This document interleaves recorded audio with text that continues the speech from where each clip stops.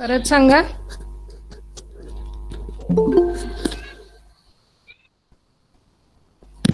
Any superset of linearly dependent set of vectors is linearly dependent आणि any subset हा of linearly independent set of vectors is also linearly independent. Okay बरोबर. दोन्ही समजलेले का सगळ्यांना?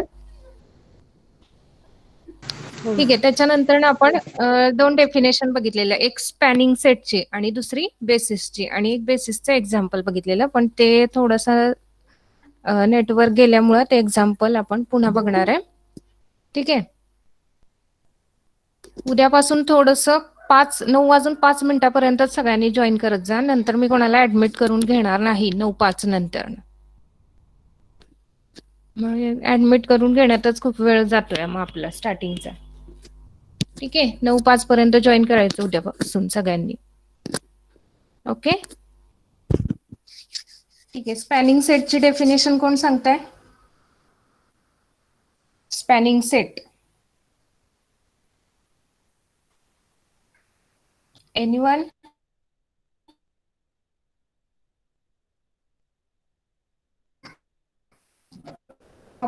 समजले तसे सांगितले तरी चालेल. कोण सांग स्पॅनिंग सेट?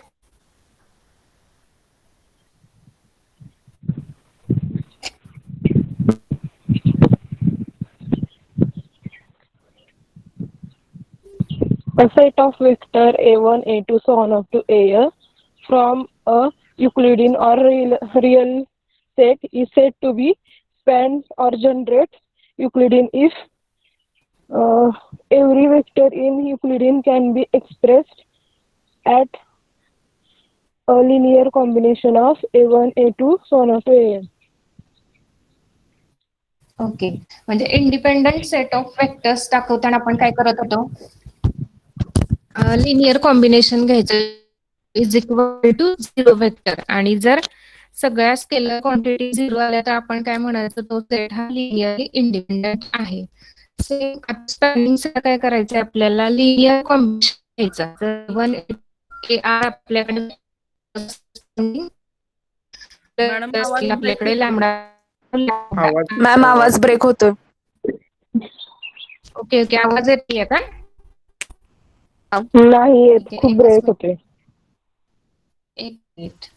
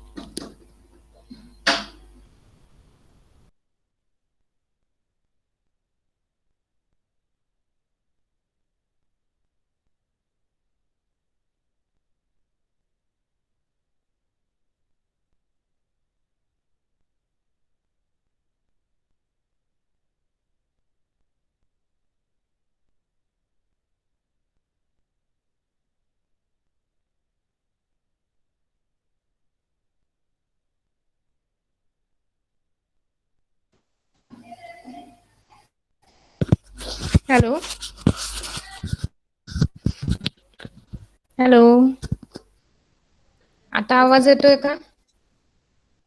हो मॅम. येतोय ना आवाज? हो हो मॅम.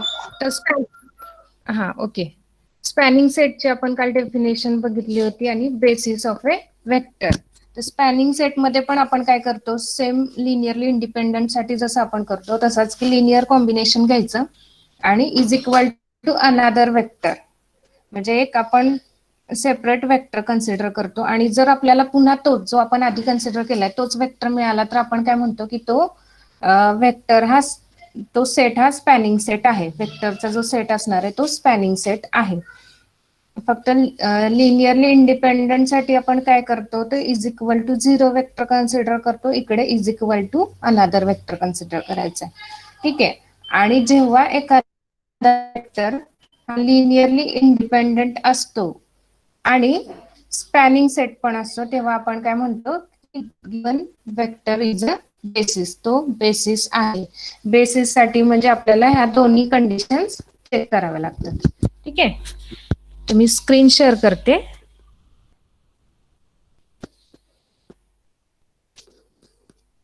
आवाज येतोय ना? हो मॅम. हो येतोय.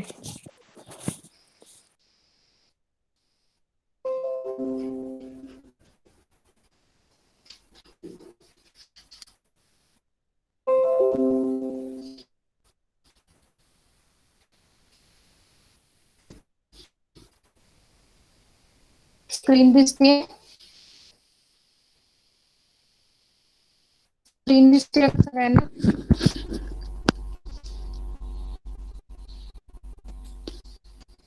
हॅलो, स्क्रीन दिसत आहे ना? हो दिसते. हा, ओके. मग आता स्पॅनिंग सेटची definition, a set of vectors vector a1, vector a2, vector ar from en or rn is said to be span or generate en if every vector in en can be expressed as a linear combination of a1, a2, ar. आता खाली एक example आहे. दोन vectors दिलेले आहेत. A1 vector दिलेला आहे ज्याचे कंपोनेंट आहेत which belongs to R2, that is it is a two dimensional vector, and vector A2 is equal to 0 which belong to R2. Now take another vector, A1 vector combination. Ma'am आवाज break होतोय.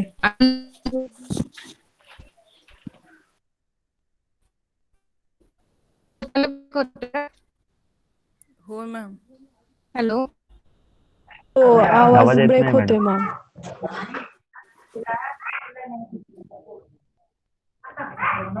अजिबातच येत नाही आवाज.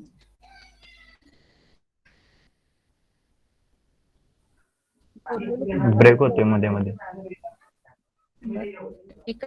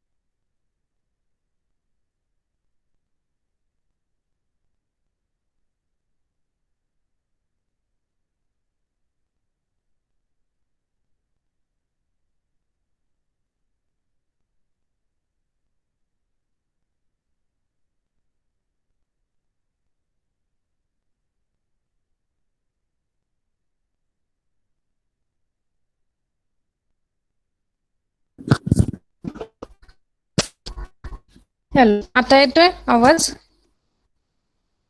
हो madam. हो येतोय.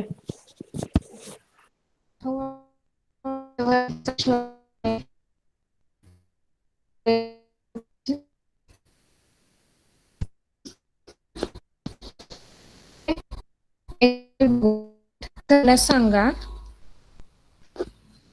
ठीक आहे. आता याचा A1 वेक्टर आहे आपल्याकडे आणि A2 वेक्टर आहे. दोन्हींचा आपण काय करणार आहे लिनियर कॉम्बिनेशन घेणार आहे. आणि एक अनादर वेक्टर इथे कन्सिडर केलेला आहे एक्स वेक्टर, ज्याचे कंपोनेंट्स आहेत x1 आणि x2. लिनियर कॉम्बिनेशन घेतलं त्याचं A1 vector into x1 plus a2 vector into x2 is equal to, आता फक्त a1 व्हेक्टर आणि a2 व्हेक्टरच्या व्हॅल्यूज इथे पुट केल्या आणि मल्टिप्लिकेशन केलं, तर तिथे आपल्याला काय मिळालं, x1 आणि x2 दॅट इज आपण जो आधी कन्सिडर केला होता तोच आपल्याला पुन्हा मिळाला x व्हेक्टर. म्हणजे इथे काय झालं, a1 व्हेक्टर आणि a2 व्हेक्टर हे काय आहेत, स्पॅनिंग सेट ऑफ व्हेक्टर आहे. म्हणजे आपण कन्सिडर केला आणि तोच मिळतोय, म्हणजे काय आवाज येत की मॅडम आवाज येत नाही. मॅम आवाज ब्रेक होतोय खूप.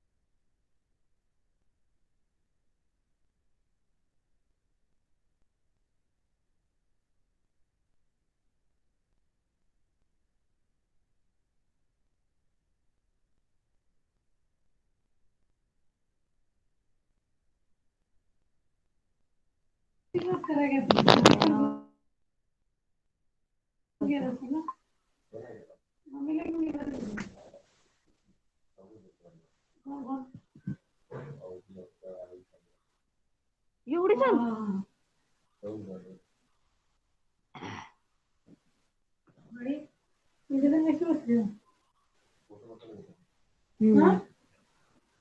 काहीतरी उगाच बोलायचं सकाळी सकाळी. गबसा.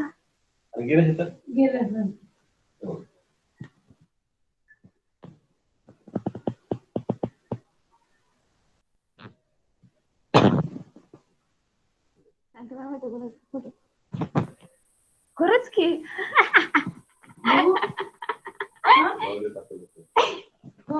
काकाला कशाला लिहायचं, काकाचं भीती वाटते आधी.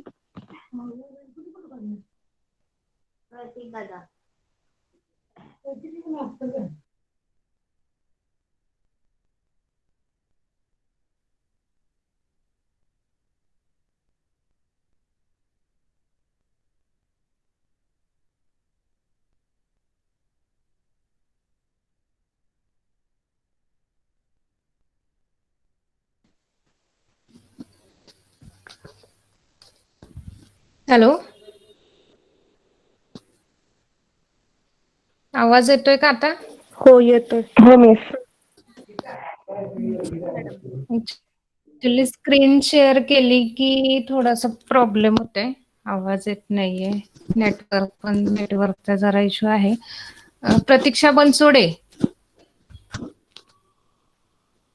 Yes ma'am. हॅलो, एवढं लेट जॉईन करायचं नाही उद्यापासून. हा 9:05 नंतर मी कोणालाही ऍडमिट करून घेणार नाही. हो मॅम. हा ओके. आणि मी तुम्हाला काल ग्रुप करायला सांगितलेलं, तुम्ही ग्रुप केला का?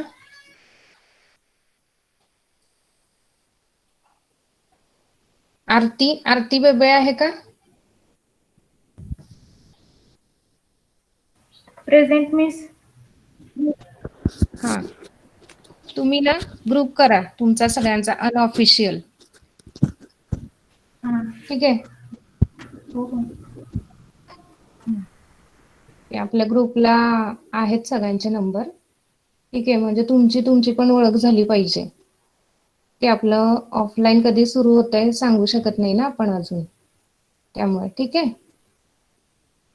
ओके, आता बघा मी स्क्रीन शेअर करतेय, ऑलरेडी केलेली आहे. आवाज येतोय का सांगा, आवाज येतोय ना?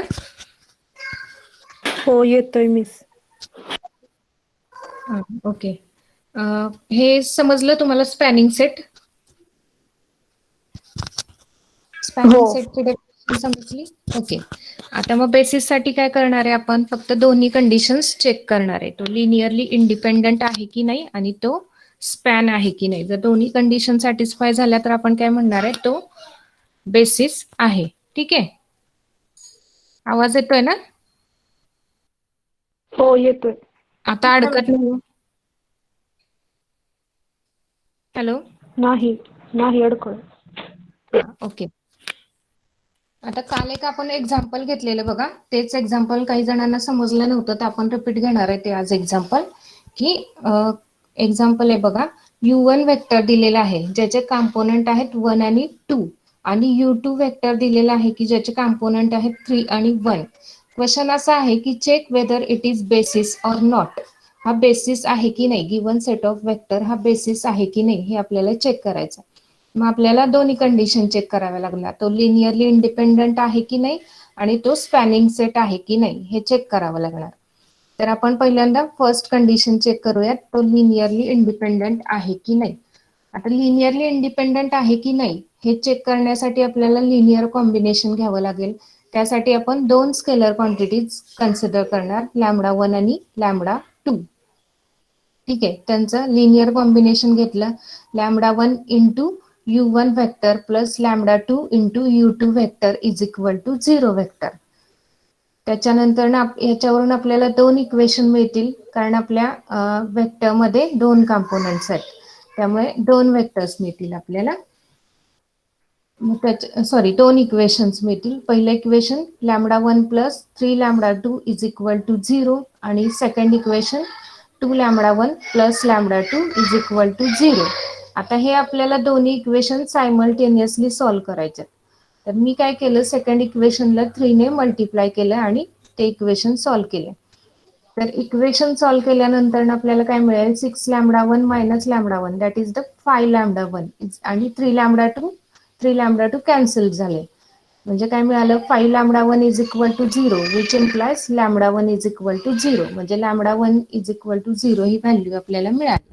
आता λ1 इज इक्वल टू 0 ही व्हॅल्यू आपण काय करणार, इक्वेशन फर्स्ट मध्ये पुट करणार. इक्वेशन फर्स्ट मध्ये पुट केल्यानंतर ना λ1 ची व्हॅल्यू 0 आहे म्हणजे 0 plus 3 λ2 is equal to 0 that is 3 λ2 is equal to 0 मिळालं आपल्याला. Which implies λ2 is equal to 0. म्हणजे इथे आपल्याला दोन्ही स्केलर क्वांटिटीज ज्या आपण कन्सिडर केलेल्या त्या दोन्ही स्केलर क्वांटिटीज ह्या 0 मिळाल्या. λ1 इज इक्वल टू 0 आणि λ2 इज इक्वल टू 0. म्हणजे इथे काय म्हणणार आहे आपण, hence it is linearly independent set of vector. हा काय लिनियरली इंडिपेंडंट आहे कारण त्याच्या स्केलर क्वांटिटीज आपल्याला 0 मिळाल्या. म्हणजे इथे काय झालं, आपली फर्स्ट कंडिशन सॅटिस्फाय झाली. आवाज येतोय ना? हो मॅम. हो येतोय मॅडम. समजतंय ना? हो समजते. ओके. फर्स्ट कंडिशन सॅटिस्फाय झाली. आता आपल्याला तो स्पॅनिंग सेट आहे की नाही हे प्रूव्ह करायचं आहे. त्याच्यासाठी आपल्याला काय करावं लागेल, लिनियर कॉम्बिनेशन तर आपण घेणारच आहे पण त्याच्यासाठी आपण एक अनादर वेक्टर कन्सिडर करणार. आता इथं हा गिवन वेक्टर हा 2 डायमेन्शनल होता त्यामुळे आपण जो वेक्टर कन्सिडर करणार आहे तो पण काय पाहिजे, तो कन्सिडर करताना आपण 2 डायमेन्शनलच करायचा. म्हणजे इथे बघा, नाव कन्सिडर वेक्टर एक्स कन्सिडर केला की ज्याचे कॉम्पोनंट आहेत x1 आणि x2 is another vector from R2 2 dimensional space मधला तो वेक्टर आपण कन्सिडर केला.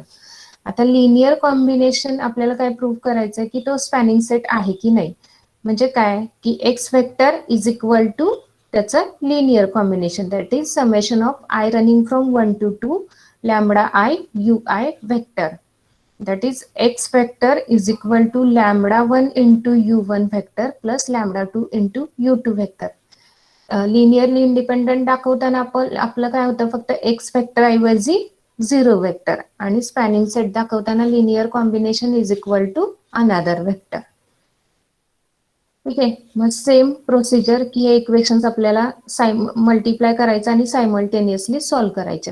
मग इथे आपल्याला एक इक्वेशन मिळेल, x1 is equal to λ1 plus 3 λ2 आणि सेकंड इक्वेशन मिळेल x2 is equal to 2 lambda 1 plus lambda 2 हे सेकंड इक्वेशन मिळालं. आता हे दोन्ही इक्वेशन आपण सायमल्टेनियसली सॉल्व्ह करणार आहे.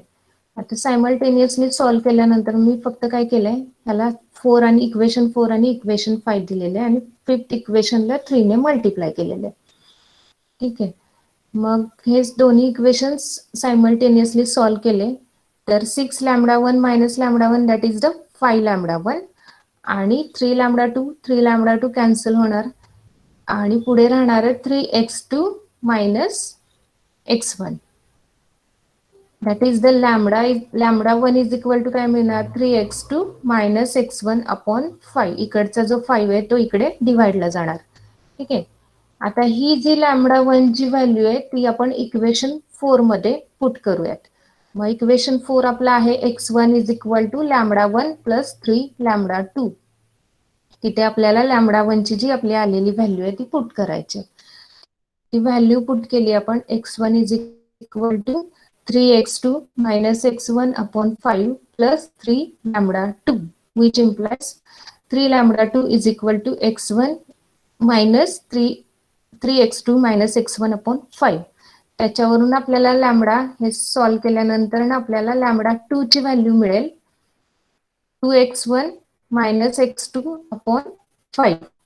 ही लॅमडा 2 ची, म्हणजे आता आपल्याकडे दोन्ही व्हॅल्यू आहेत, दोन्ही स्केलर क्वांटिटीच्या व्हॅल्यू आहेत. लॅमडा 1 ची पण आहे आणि लॅमडा 2 ची पण आहे. मग आपण ह्या लॅमडा 1 आणि लॅमडा 2 च्या व्हॅल्यू जे आपण लिनियर कॉम्बिनेशन कन्सिडर केलं होतं त्याच्यामध्ये पुट करणार आहे. लॅमडा 1 ची व्हॅल्यू आपली होती 3x2 मायनस x1 अपॉन 5, ती आपण पुट केली इंटू जो आपला u1 वेक्टर आहे आधी दिलेला गिव्हन दिलेला, त्याचे कॉम्पोनंट आहेत 1 आणि 2 प्लस लॅमडा 2 ची व्हॅल्यू आपण पुट केली 2x1 minus x2 upon 5 into u2 vector जो आहे तो, ज्याचे कॉम्पोनंट आहेत आपले 3 आणि 1. आता ह्यांचं फक्त मल्टिप्लाय करायचं आतमध्ये, ते आपल्याला दोन वेक्टर्स मिळतील, दोन वेक्टरचे ऍडिशन आहे. आता 3x2 मायनस x1 अपॉन 5 ने आपण 1 ला मल्टिप्लाय केला तर राहणार आहे 3x2 minus x1 upon 5. Similarly दुसरा component 3x2 minus x1 upon 5 ने आपण 2 ला मल्टिप्लाय करणार आहे, तर तिथं मल्टिप्लिकेशन होणार आहे 6x2 minus 2x1 upon 5 plus similarly right hand साइडला तसंच 2x1 मायनस x2 इंटू 3 ने मल्टिप्लाय केलं तर तिथे येणार आहे 6x1 मायनस 3x2 अपॉन 5 आणि सेकंड कॉम्पोनंट की 2x1 मायनस x2 अपॉन 5 ने आपण 1 ला मल्टिप्लाय करणार आहे, तर तो आहे तोच येणार आहे 2x1 मायनस x2 अपॉन 5. आता ह्या दोन्हीचे ऍडिशन, दोन वेक्टर मिळाले आपल्याला, ह्या दोन्हींचे ऍडिशन म्हणजे समोरासमोरचे कॉम्पोनंटचे आपल्याला फक्त ऍड करायचे, की ज्याच्यात पहिला कॉम्पोनंट लेफ्ट साइडला बघा की पहिला कॉम्पोनंट होता 3x2 मायनस x1 अपॉन 5 आणि राईट हँड साइडला 6x1 मायनस 3x2 अपॉन 5 यांचे ऍडिशन आणि second component 6x2 minus 2x1 upon 5 plus 2x1 minus x2 upon 5 यांची ऍडिशन इज इक्वल टू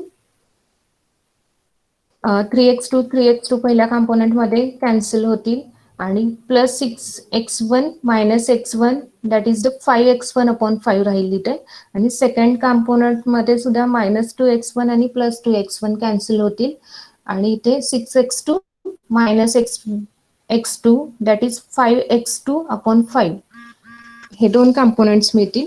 आता इथे 5 कॅन्सल होईल दोन्ही कॉम्पोनंट मध्ये, म्हणजे राहिलं काय आपल्याकडे x1 अपॉन x2, म्हणजे इथे काय मिळालं, जो आपण कन्सिडर केला होता x वेक्टर तोच पुन्हा आपल्याला मिळाला. म्हणजे खाली बघा, therefore vector x can be expressed as A linear combination of u1 vector and u2 vector. म्हणजे वेक्टर x हा आपण linear combination of vector u1 आणि u2 च्या कॉम्बिनेशन मध्ये एक्सप्रेस करू शकतो. Hence it is span for R2. ठीक आहे, म्हणजे इथे काय झालं, आपल्या दोन्ही कंडिशन सॅटिस्फाय झाल्या. Therefore both condition are satisfied here, so given set of vector u1 vector and u2 vector are basis for R2. ठीक आहे. म्हणजे हा जो गिव्हन दिलेला आहे U1 व्हेक्टर आणि U2 व्हेक्टर हा बेसिस आहे असं आपण म्हणू शकतो. कंडिशन इथे सॅटिस्फाय झाल्या.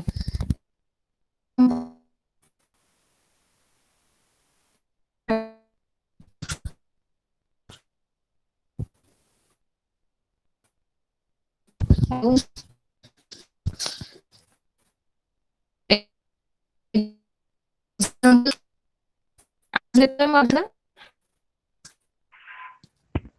नाही मॅडम. आवाज येत नाही मॅडम.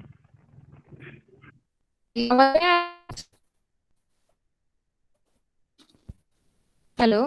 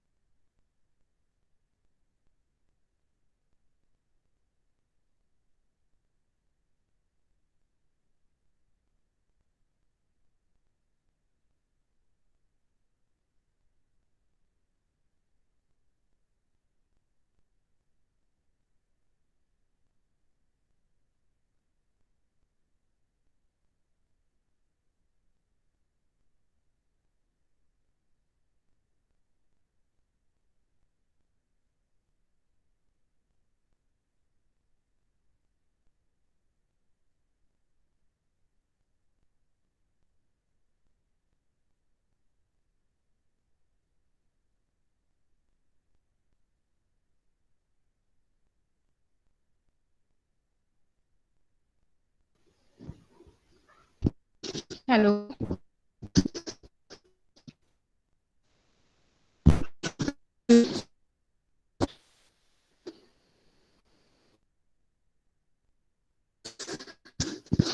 हॅलो, आवाज येतोय का? हा मॅम. हो येतं. सॉरी थोडंसं प्रॉब्लेम आहे. कोणतंच नेट चालत नाहीये. ओके, एक्झाम्पल नाही समजलं का मग? समजलं. एक्झाम्पल समजलं की नाही? समजलं मॅम. समजलं मॅडम. समजलं. समजलं ना सगळ्यांना? आवाज आला ना? येत होता ना? हो मॅडम. हो, एक्झाम्पल. हो मॅम. हो हो. म्हणजे बेसिस साठी आपल्याला काय करायचंय? बेसिस आहे की नाही, जर तुम्हाला 2 व्हेक्टर्स दिले असतील आणि चेक करायचंय की तो बेसिस आहे की नाही, तर तुम्हाला काय करावं लागेल?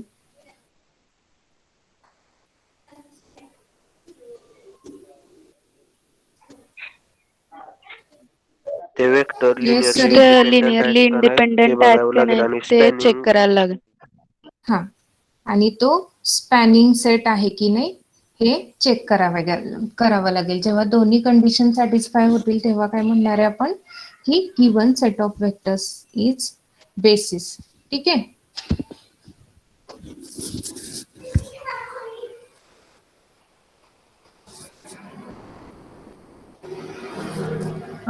आता नेक्स्ट थेरम आहे एक. स्क्रीन दिसतीये सगळ्यांना? स्क्रीन दिसतीये का? नाही मॅडम. नाही मॅडम. मॅम. स्क्रीन दिसत नाहीये का? Okay, 1 minute. नाही मॅम.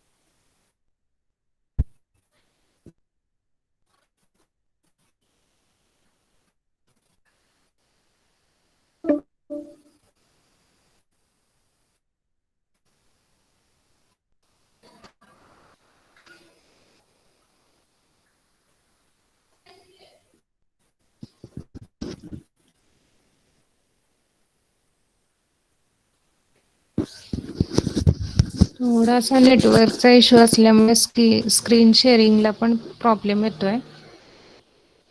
स्क्रीन शेअरिंग होत नाहीये. एक मिनिट. झाली मॅडम. येत दिसते. हा, आता दिसते ना? हो मॅडम. हा, आवाज येतोय? दिसत मॅम. नो मॅम, नाही दिसत. मला दिसत मॅम. दिसते मॅडम. काहींना दिसली. दिसते, काहींना दिसत नाहीये का? नाही दिसली आता. सगळ्यांना? हा, दिसते आता. दिसती. ओके, आता दिसते ना? सगळ्यांना दिसते ना? Yes okay, madam. एकाने कोणीतरी स्टेटमेंट सांगा. स्टेटमेंट काय दिसतंय? The The representation representation of of any any vector vector in terms of in terms set of of a basis set. vector is unique. हा, की पुढचा थेरम असा आहे की the representation of any vector in terms of set of this vector is unique. ठीक आहे. Statement आपण असंही लिहू शकतो. Any vector in R N can be written as linear combination of set of basis vector only one way. म्हणजे कोणताही linear combination basis वेक्टरचं हे आपण युनिकली फक्त एक्सप्रेस करू शकतो की ते युनिक असतात. ठीक आहे. प्लस आधी केलेला आहे. Let be any vector in R B vector हा कन्सिडर केलेला आहे. एन डायमेन्शनल स्पेस मधला एक बी वेक्टर आहे. खाली मॅम, A1 आवाजच वेक्टर नाहीये. एक सेट. मॅम आवाज येत असेल. हॅलो, मॅम आवाज नाही येत, खूप ब्रेक होतो. स्क्रीन शेअर केली की आवाज येत नाही. मॅडम नेटवर्कचा तुमचा व्हिडिओ प्रॉब्लेम ऑफ आहे करून आज. बघायचा. 1 minute.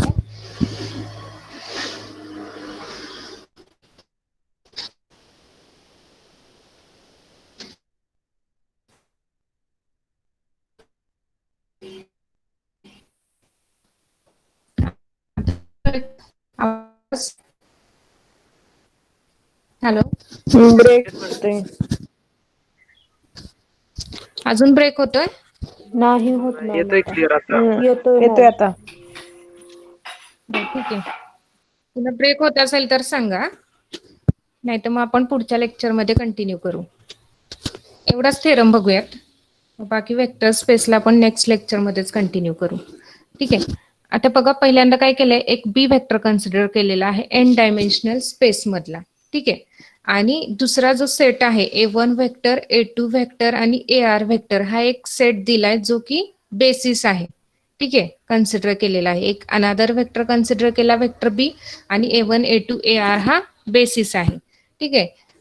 If possible, suppose B vector can be expressed as a linear combination of the vector in two ways. आता आपल्याला हे युनिक वे आहे हे प्रूफ करायचंय, पण आपण पहिल्यांदा काय करूयात, सपोज काय केलंय की तो आपण बी वेक्टर जो आहे कन्सिडर केलेला तो टू वे आपण एक्सप्रेस करू शकतो असं कन्सिडर करूयात. मग बी वेक्टरचं लिनियर कॉम्बिनेशन घेतलं. B vector is equal to summation of I running from 1 to r alpha I A I vector.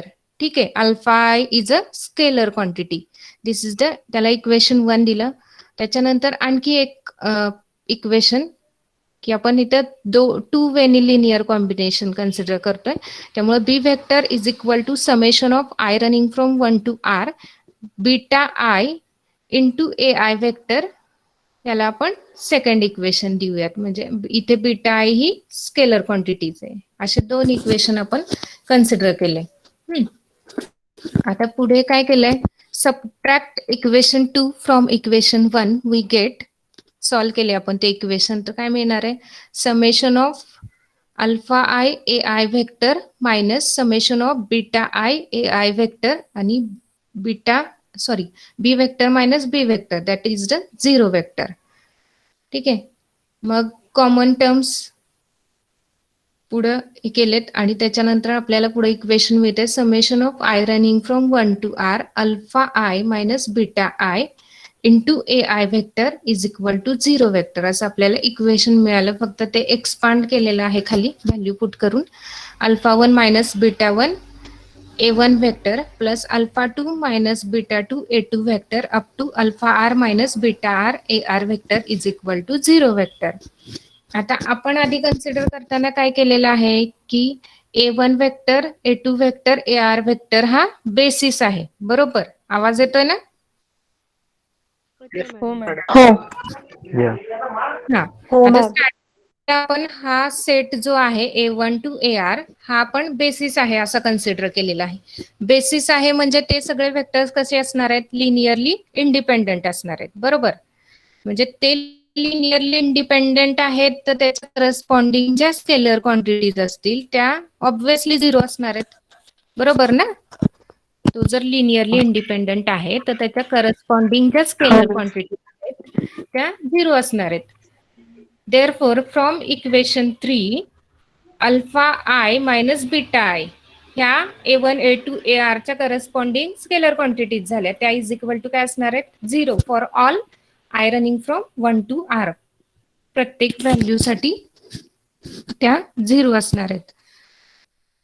म्हणजे काय मिळते आपल्याला, alpha I minus beta I is equal to zero which implies alpha I is equal to beta I. काय मिळालं, alpha I is equal to beta I, म्हणजे दोन्ही काय equal आहेत. कोणती स्केलर कन्सिडर केली तरी ती कशी येते, इक्वल येते. म्हणजे ती जरी आपण म्हणजे काय आपल्याला मिळालं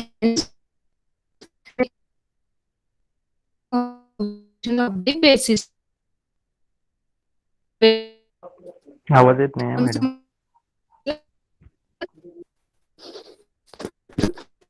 अजून एक ब्रेक होते मध्ये मध्ये आता.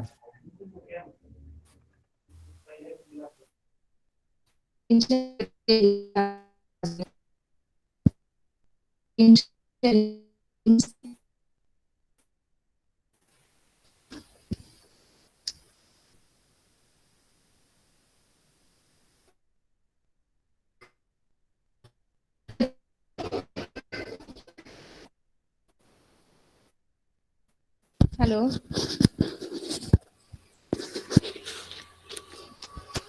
आवाज येतोय का? होय. हा आता येतोय. हा.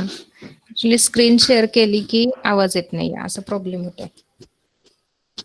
ठीक आहे. थेरम समजलाय का? का पुन्हा फक्त सांगू? स्क्रीन शेअरिंग स्टॉप केलं मी. कोणाला समजला असेल तर एक्सप्लेन करताय का?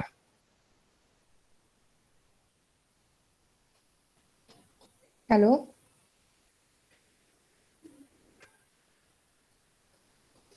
सरिता गोरे. समजलंय का? हो. एक्सप्लेन कराल का? हा, थोडं थोडं करते जेवढे येते ते. हा चालेल.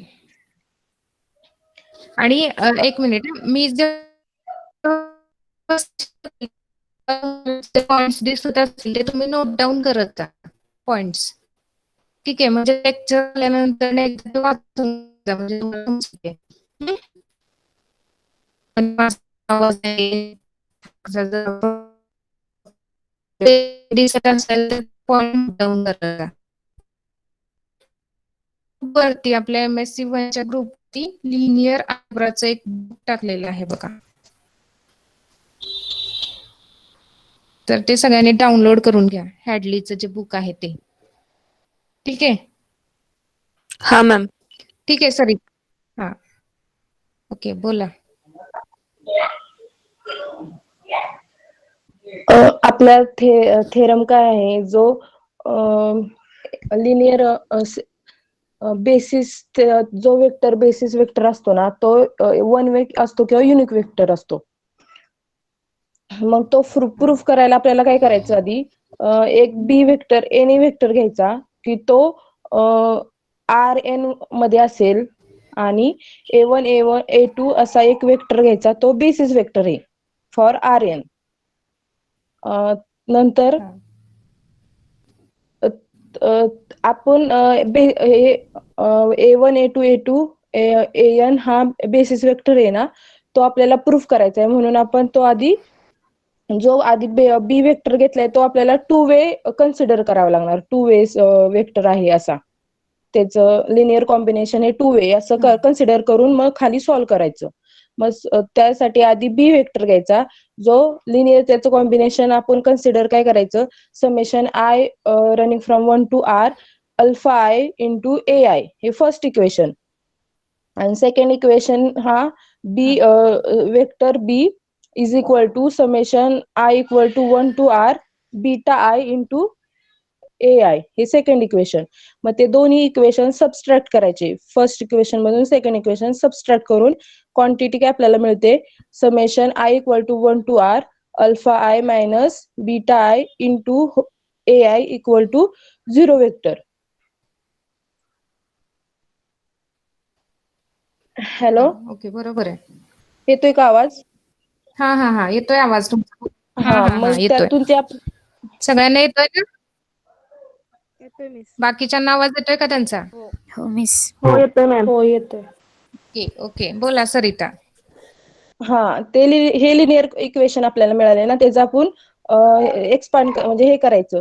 त्यातून आपण सॉल्व्ह केलं ना खाली, तर काय येतं quantity, alpha I minus alpha 1 minus beta 1 into A1 vector plus alpha 2 minus beta 2 A2 vector plus sum of to R पर्यंत लिमिट जाते ना, म्हणून alpha R minus beta R whole bracket into AR vector is equal to 0 vector. आणि आपण हा ना A1 A2 AR हा set of unique vector आहे. म्हणजेच A1 A2 AR linearly independent आहे. आणि जर लिनियरली इंडिपेंडेंट असला तर त्याची स्केलर क्वांटिटी ही 0 असते. म्हणून इथं फर्स्ट आपली लिनियर कॉम्बिनेशनची इक्वेशन 3 मधली स्केलर क्वांटिटी काय आहे की AI मायनस बीटा आहे. मग ते काय झालं, 0 झालं. आणि आय आपण मायनस बीटा. हा, beta I alpha I minus beta is equal to 0. मग ते सॉल्व्ह केलं की alpha I equal to beta I होतं.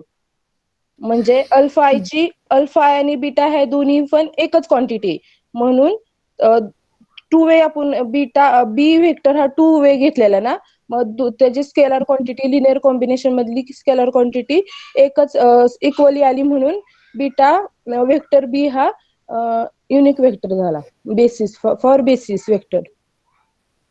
ठीक आहे, म्हणजे कोणताही बेसिस वेक्टर हा आपण युनिक वेनीच एक्सप्रेस करू शकतो. थेरम हा. समजला सगळ्यांना? Yes madam. बाकीच्यांना? हो अभिषेक? हो समजलंय. ओके, सगळे नोट्स काढताय का? हो काढतोय मॅम.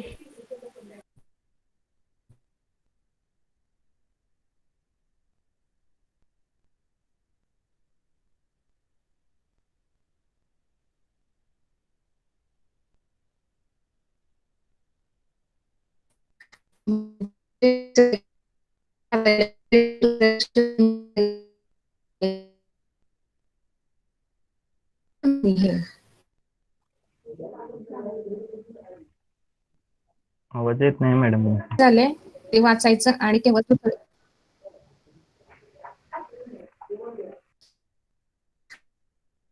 का? हॅलो. हा आता येतं. हा, आधीच्या लेक्चरला जे काही झालं असेल ते वाचूनच दुसरं लेक्चर जॉईन करायचं. ठीक आहे, आता तुम्ही BSc ला नाही MSc ला आहात, सगळ्यांनाच सांगतेय.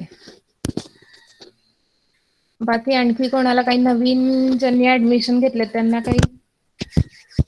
अजय माळी? नाही मॅम. समजतंय का? रेग्युलर हो मॅम समजतंय. काही क्वेरी आहे का ओव्हरऑल? नाही मॅम, मी मित्राकडून ते बाकीच्या जे काय अगोदर झालेलं ते समजून घेतलं. म्हणजे मित्र आहे माझा ओमकार सूर्यवंशी. ओके ओके, ठीक आहे ठीक त्यामुळे आहे, नाही चालेल. काय क्युरी नाही. क्वेरीज असतील? हो हो चालेल, ठीक. नक्की मॅम. ओके, आणखी बाकी कोणाला काही बोलायचंय?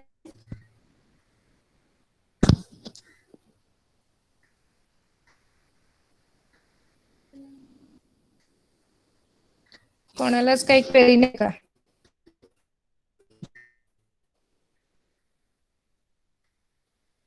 कोणत्याही लेक्चरच्या साठी काही असेल तर सांगा.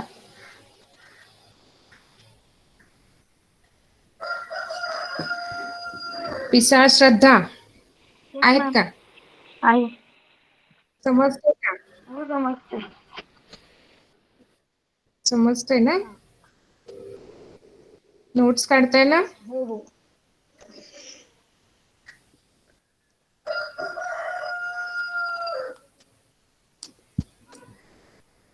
ठीक आहे, आता जाधव सरांचं लेक्चर आहे ना, सर जॉईन होतील एस्टिमेशन थेअरीचं. सर कदाचित आज स्टार्ट करतील.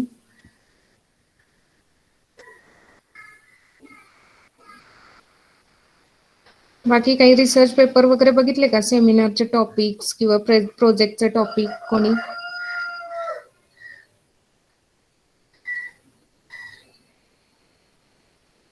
त्या कोणीच नाही बघितले अजून? बघितलंय मॅम, प्रोजेक्ट साठी सब्जेक्ट. बघितले ना? शक्य तेवढं लवकर हो. म्हणजे टॉपिक वगैरे बघून ठेवा आत्ताच, कारण नंतर एकदा हा. इंटरनल वगैरे सुरू झाल्या की वेळ मिळत नाही. आणि आपली तर जानेवारीतच इंटरनल आहे सेकंड वीक मध्ये. हा.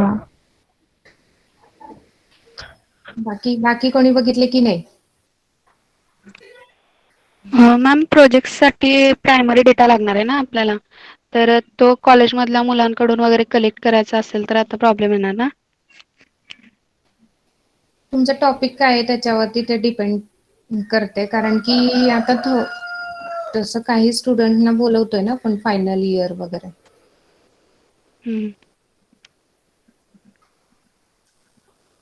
त्यामुळे आधी तुमचा टॉपिक बघा, टॉपिक सिलेक्ट करा, मग बघूयात आपण डेटा कलेक्शन साठी. सेमिनार साठी सुद्धा टॉपिक्स बघून ठेवा सगळ्यांनीच, आणि त्याचं प्रेझेंटेशन पीपीटी बनवावी लागते तुम्हाला. त्यामुळे टॉपिक बघून थोडं थोडं रोज थोडं थोडं सुरू करायचं. मॅम हा, सेमिनारसाठी म्हणजे कसा टॉपिक चूज करायचा, म्हणजे कोणता? नाही असं काही नाही, तुम्ही कोणताही चूज करू शकता टॉपिक. म्हणजे फॉर रिसर्च, एक्झाम्पल असं देऊ शकता का? सॉरी, आधीचे जे फॉर रिसर्च झालेले असतात ना आपले, किंवा हां काही प्रोजेक्ट्स असतील आधीचं हां झालेलं, तेच तुम्हाला किती समजलंय ह्याच्यासाठी सेमिनार असतो. ते प्रेझेंट हां करायचं तुम्हाला फक्त. ठीक आहे. ठीक आहे, तो पेपर वाचून त्यातलं तुम्हाला किती समजलंय आणि ते फक्त तुम्हाला तुमच्या शब्दात एक्सप्रेस करायचं. ठीक आहे.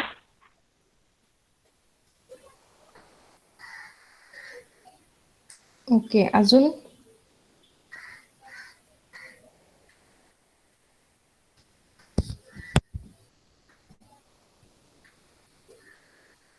सर येईपर्यंत थांबूयात आपण. सर जॉईन होतीलच आता.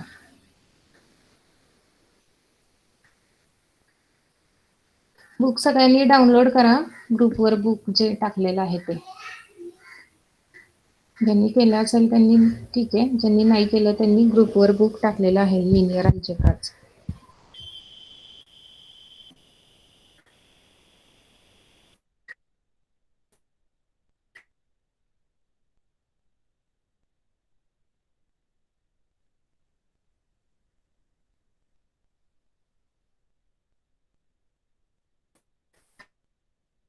बाकी मुलांमध्ये कोणाला काही डाऊट का? प्रोजेक्ट बघितले का? सेमिनार बघितले का? मुलांमधलं कोणी काहीच बोलत नाहीये.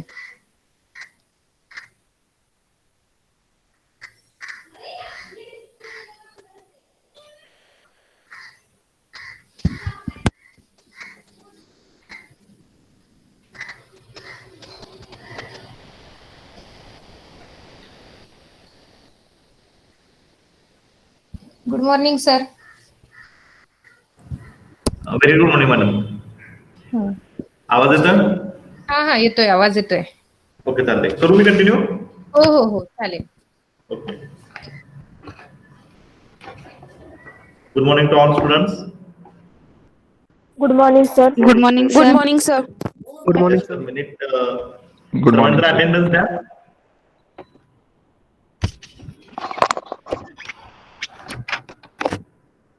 आरती बेबळे,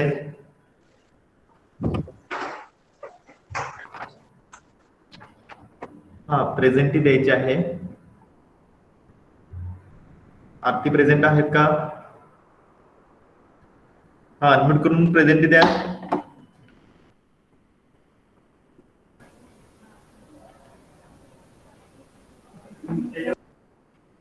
okay. Abhishek Kharade, present sir. Shraddha Pisal, present sir. Nikita Netale, present sir. Sujay Hunrao, yes sir. Amol Chougale, Amol,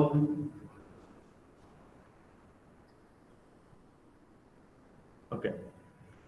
Khot Prathamesh, present sir. Omkar Suryavanshi,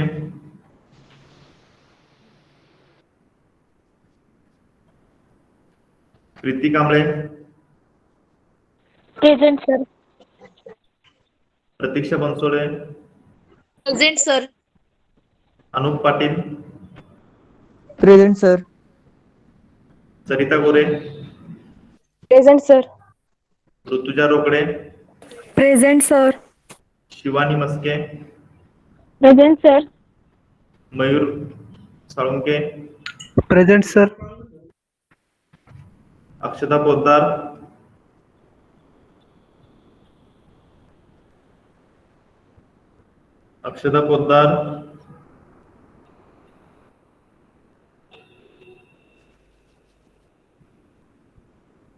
okay.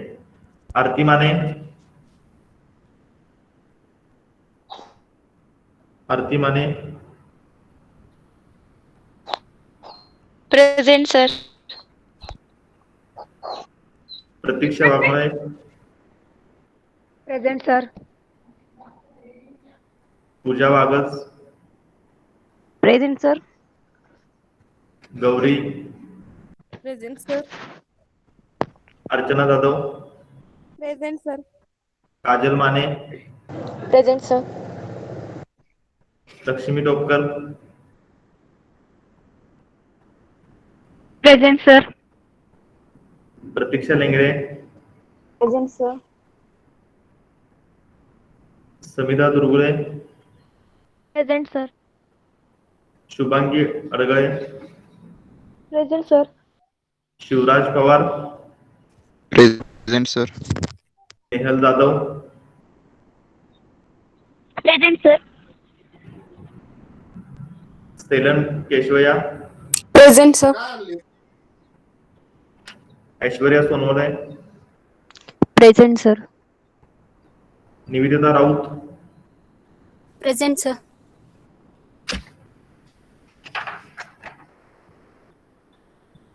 Maneka Mehte, present sir. Menka Mehta, present. Aishwarya Shinde, present. Dhanashree Kumbhar, present sir. Rahul Dalvi, present sir. Tulsidas अडोलकर, Tulsidas,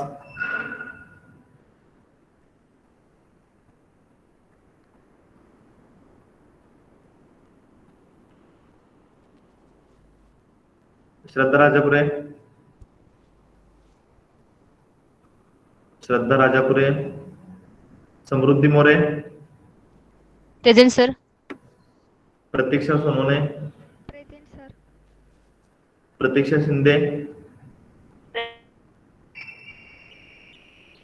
present sir. Nishikant मुडुलकर, Nishikant, Ajay माळी,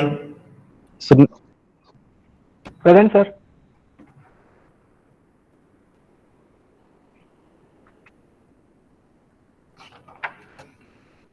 प्रेझेंटी मध्ये नाव कोणाचं राहिलं?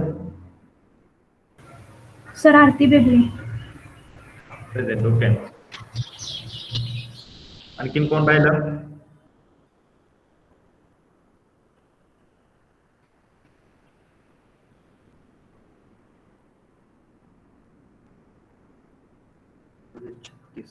Okay.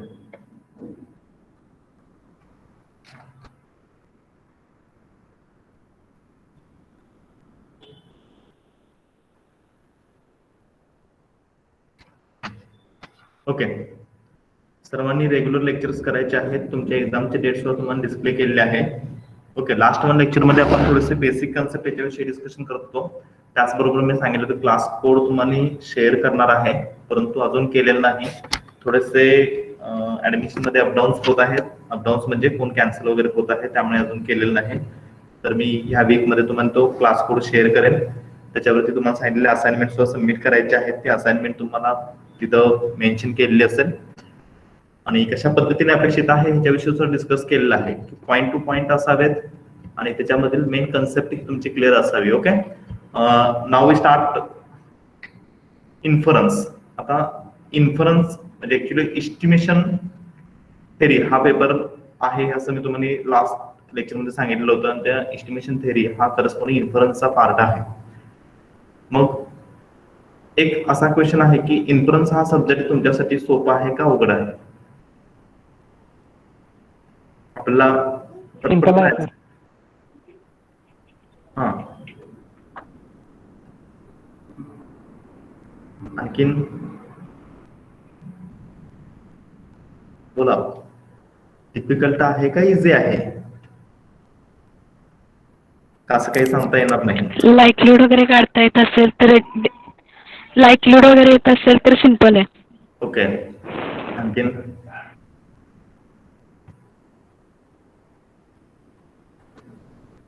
आपण केलं तर सोपं आहे, नाही तर मग सगळंच अवघड आहे. Okay, good. हा एक पॉइंट महत्वाचा आहे. ठीक आहे, साधारणतः थोडंसं आपण असं म्हणूया की पेपर हा तसं पाहिलं तर सोपं आहे, तसं पाहिलं तर थोडंसं अवघड आहे. अवघड कशाच्या दृष्टीने आहे किंवा आपण कशाचं तो का डिफिकल्ट म्हणतो आणि तो इझी कसा करता येईल किंवा तो इझी कसा आहे याच्याविषयी थोडंसं आपण बघणार आहोत. की बऱ्याच वेळा काय झालंय की आपलं स्टार्टिंगचा जो पार्ट आहे, जो डिस्क्रिप्टिव्ह स्टॅटिस्टिक्सचा पार्ट आहे, तो तुमचा फॅमिलियर झालेला आहे. फॅमिलियर का झालेला आहे, तर एंट्री होताना तुमची त्या करस्पॉन्डिंग एंट्री होते, त्यामुळे ते तुमचे परफेक्शन त्यावरती येतं. त्यानंतर इन्फरन्सचा पार्ट हा तुमचा डायरेक्ट टीवायला येतो. ऍक्च्युअली एसवायला थोडासा टेस्टिंग आणि डिस्ट्रीब्युशनचा पार्ट आहे, पण त्यानंतर जो इन्फरन्सचा पार्ट आहे तुमचा डायरेक्ट टीवायला येतो. मग ते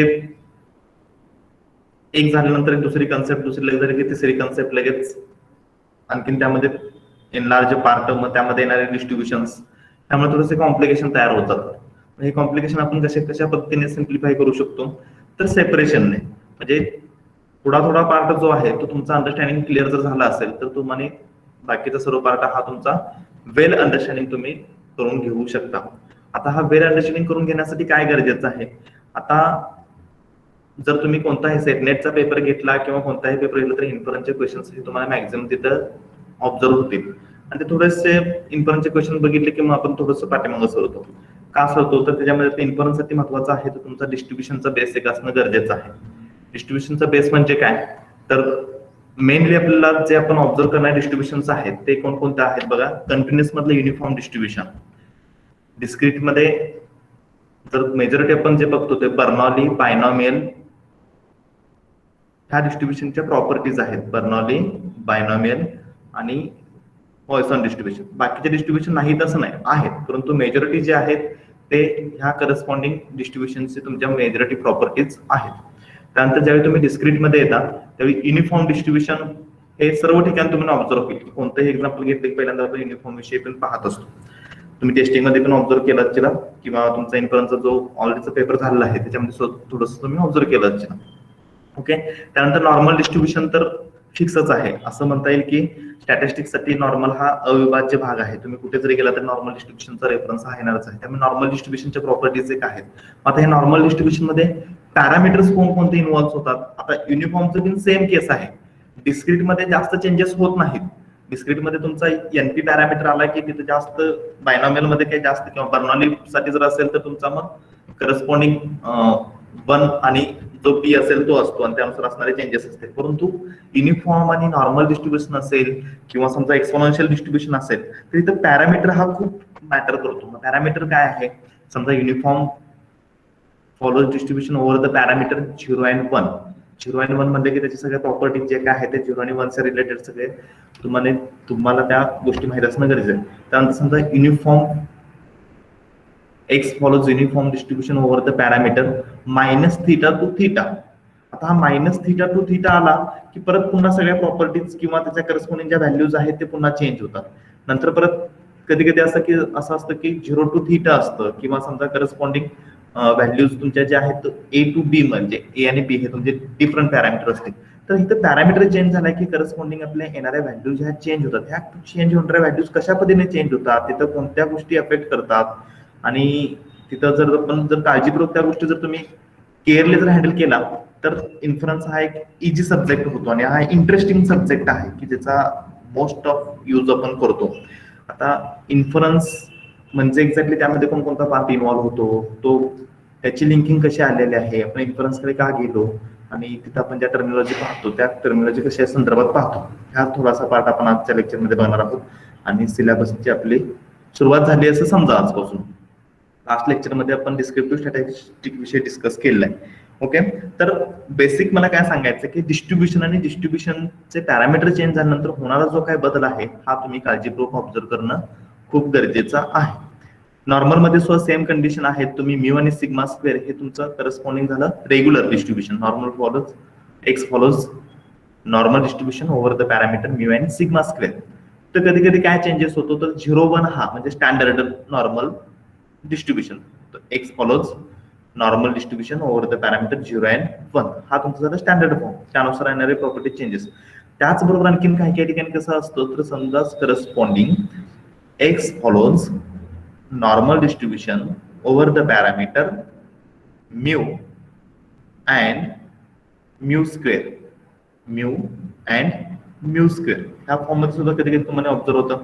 कधी कधी अशाही फॉर्म मध्ये होतं की दोन्हीचा पॅरामीटर थिटा थिटा सुद्धा देतात किंवा थिटा थिटा स्क्वेअर ह्या फॉर्म मध्ये सुद्धा असतात. तर अशा वेळी जे आपण इस्टिमेशन करतो त्या इस्टिमेशन्स मध्ये कोणते बदल होतात हे जरा ऑब्झर्व करणं गरजेचं आहे.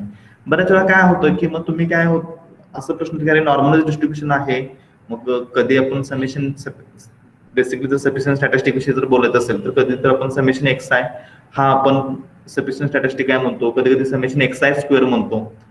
तर पॅरामीटर तर तेच आहेत, मग ते त्याच्यामध्ये कसा बदल होतो किंवा काय बदल होतो हे जर तुम्ही पर्टिक्युलर पॅरामीटरनुसार जर सेपरेशन केलं तर तुमच्या अंडरस्टँडिंगसाठी ते खूप बेटर होईल. ओके, तर हे आपण करस्पॉन्डिंग डिस्ट्रीब्युशन्स येतील त्यावेळी आपण ते पाहणारच आहोत.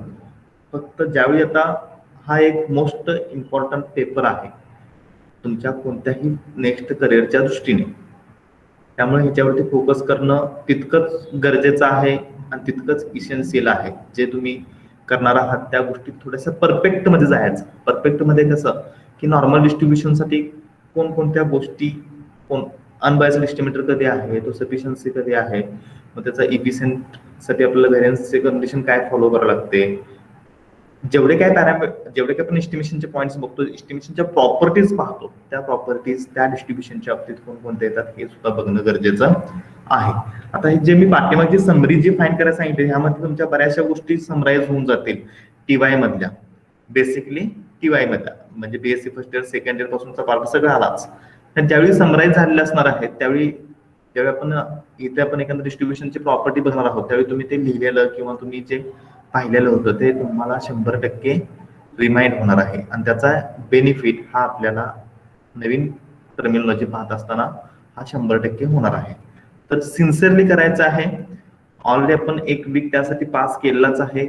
मी ह्या वीक मध्ये सांगितले क्लासरूम म्हणजे कोड तुम्हाला शेअर करून करस्पॉन्डिंग असाइनमेंट असाइन करणार आहे.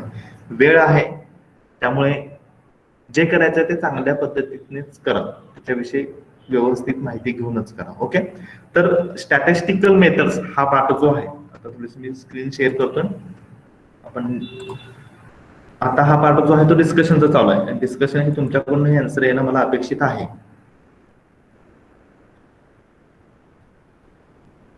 स्क्रीन शेअर आहे? Yes sir. ओके,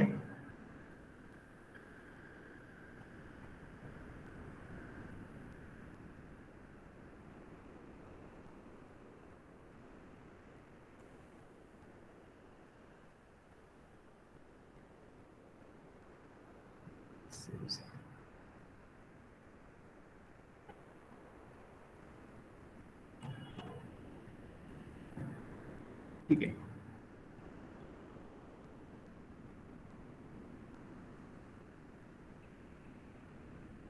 तुम्हाला एक टी डायग्राम दिसत आहे समोर. त्याच्या तर बेसिकली आपण स्टॅटिस्टिकल मेथड्स म्हणतो. मग स्टॅटिस्टिकल मेथड्स ह्या दोन याच्यामध्ये डिवाइड होतात. कोणती? एक डिस्क्रिप्टिव्ह स्टॅटिस्टिक्स आणि दुसरी इन्फरन्शियल स्टॅटिस्टिक. मग ते इन्फरन्शियल स्टॅटिस्टिक मध्ये आपल्याला पार्ट येणारा हा इस्टिमेशन आणि हायपोथेसिसचा आहे. ओके, आता लास्टच्या लेक्चर मध्ये आपण स्टॅटिस्टिकची डेफिनेशन पाहिले होते. त्या डेफिनेशन मध्ये डिस्क्रिप्टिव्ह स्टॅटिस्टिक मध्ये कशा पद्धतीने आपण रोल बघतो हा सुद्धा पाहिला. तर डिस्क्रिप्टिव्ह स्टॅटिस्टिक मध्ये कोणकोणते टूल्स इन्व्हॉल्व होतात किंवा डिस्क्रिप्टिव्ह स्टॅटिस्टिक म्हणजे काय हे सांगा जरा मला.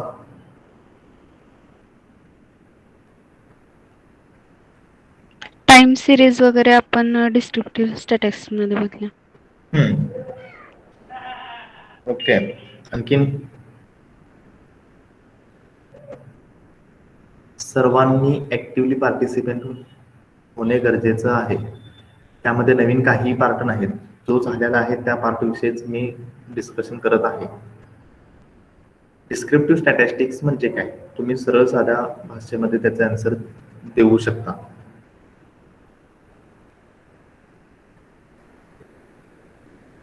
फक्त आन्सर जरा पटपट द्या म्हणजे आपल्याला मॅक्झिमम पार्ट डिस्कस करता येईल.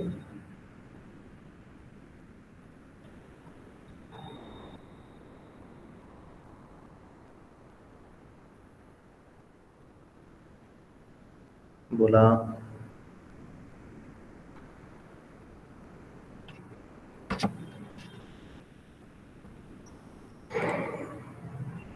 Descriptive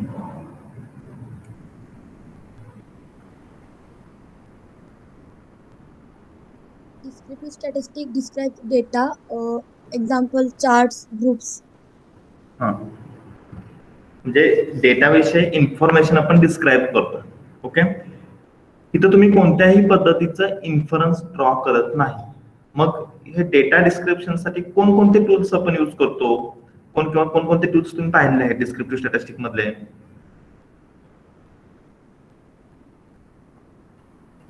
ग्राफिकल रिप्रेझेंटेशन हा डिस्क्रिप्टिव्ह स्टॅटिस्टिक्सचा पार्ट येईल का? हा बोला.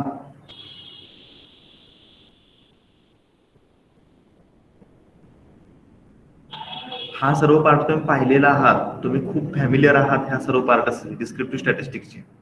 लास्ट लेक्चर मध्ये आपण हा हिस्टोग्राम यूज शकतो.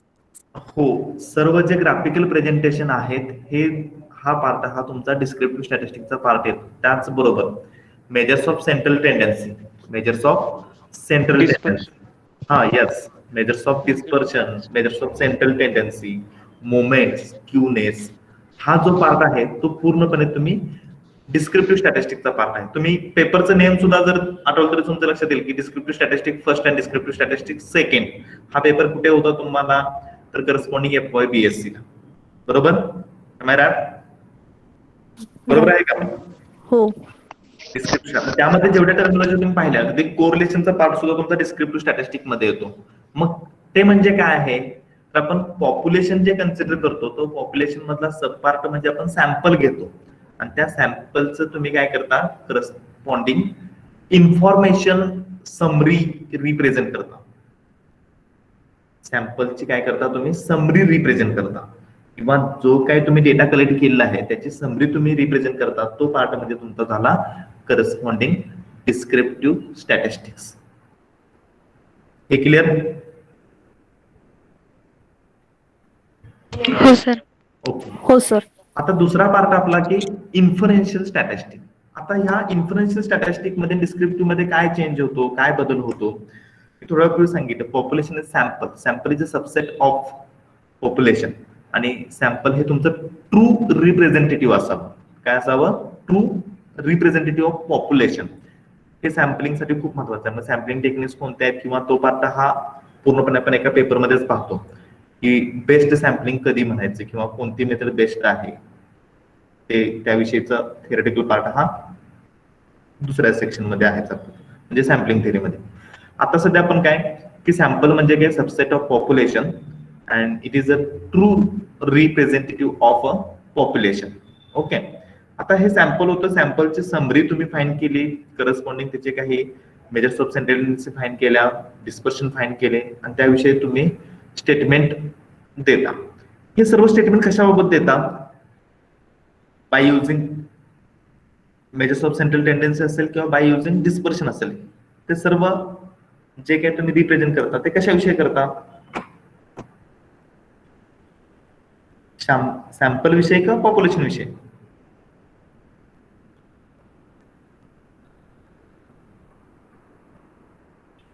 बोला.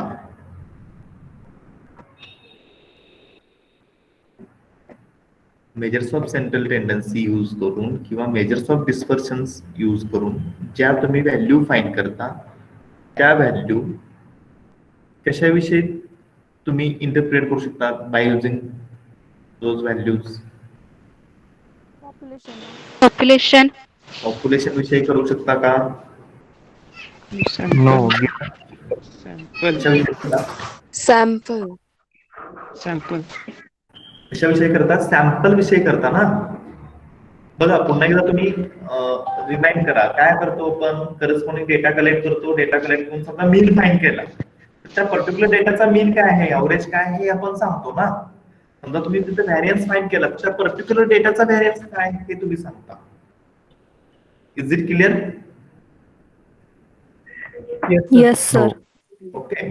मग आता पुढचा पार्ट काय झाला की समजा तुमच्याकडे सॅम्पल आहे, सॅम्पलचा डेटा आहे, परंतु तुम्हाला पॉप्युलेशन विषयी काहीतरी इन्फरन्स द्यायचं. म्हणजे इन्फरन्स तुम्ही पॉप्युलेशन विषयी काहीतरी जजमेंट देणार आहात किंवा सेंटेन्स देणार आहात, तो पार्ट आला. मग पॉप्युलेशन विषयी सेंटेन्स देत असताना तुम्हाला सॅम्पलवरून काही इस्टिमेशन करणं गरजेचे आहे. सॅम्पलवरून काय करणं गरजेचे आहेत? इस्टिमेशन. आणि ते इस्टिमेशन करत असताना मग त्यामध्ये 2 पार्ट येतात. एक येईल तुमचा इस्टिमेशनचा पॉइंट इस्टिमेशन आणि दुसरा जो असेल तो तुमचा कसा असेल? इंटरवल वर एस्टिमेशन. Yes, good. तर पॉइंट इस्टिमेशन आणि इंटरवल एस्टिमेशन. आता जे तुम्ही इस्टिमेट करता, एस्टिमेशन मध्ये तुम्ही काय करता? जे तुम्ही इस्टिमेट करता त्या इस्टिमेट केलेल्या व्हॅल्यूचे तिथे परत 2 पार्ट. एक स्टॅटिस्टिक येतो का? स्टॅटिस्टिक आपण स्टॅटिस्टिक फाईंड करतो ना? हो, येतो. स्टॅटिस्टिक म्हणजे काय? स्टॅटिस्टिक म्हणजे function of sample value. Function of sample value. आणि पॉप्युलेशनचं फंक्शन असेल तर काय म्हणतो आपण त्याला? पॅरामीटर. पॅरामीटर. ओके. आता पॅरामीटर म्हणजे काय हे क्लिअर झालं का? आपण डिस्ट्रीब्युशन मध्ये आपण म्हणतो ना x follows normal distribution with parameter mu आणि सिग्मा स्क्वेअर. तो कशाशी असतो? पॉप्युलेशनशी रिलेटेड असतो तुमचा म्यू आणि सिग्मा स्क्वेअर. ओके, हे क्लिअर झालं. आता स्टॅटिस्टिक म्हणजे फंक्शन ऑफ करस्पॉन्डिंग सॅम्पल जे आपण फाइंड करतो, ते जे फाइंड केले ते आपले पॉइंट इस्टिमेट असेल किंवा इंटरवल इस्टिमेट असेल, तर त्याच्या आपण प्रॉपर्टीज चेक करतो. त्या प्रॉपर्टीमध्ये कोणकोणत्या प्रॉपर्टीज येतात?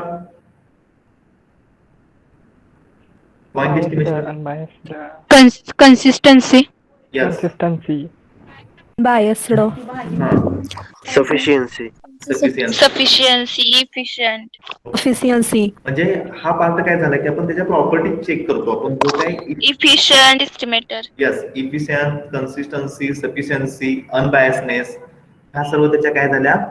डिफरंट प्रॉपर्टीज झाल्या. आणि ह्या प्रॉपर्टीज आपण काय करतो? तर आपण चेक करतो. त्याच्यावरून आपण गुड कोणता इस्टिमेट हा गुड आहे हे आपण सांगू शकतो. मग तो तुमचा मीन असेल किंवा व्हेरियन्स असेल किंवा स्टँडर्ड एरर असेल किंवा आणखीन कोणता इस्टिमेट जो आहे, पॉइंट इस्टिमेट जो करणार आहे आपण, तो कोणता बेस्ट आहे हे आपण त्याच्यावरून सांगू शकतो. आता इस्टिमेट कशासाठी यूज केला जातो? तर इस्टिमेशन साठी. म्हणजे त्याच्यावर तुम्ही काहीतरी इन्फरन्स ड्रॉ करणार. मग इन्फरन्स ड्रॉ करण्यासाठी तुमचा काय तो काहीतरी क्लेम येतो. तुम्ही इन्फरन्स ड्रॉ करता काय करता? काहीतरी क्लेम करता. क्लेम म्हणजे काय?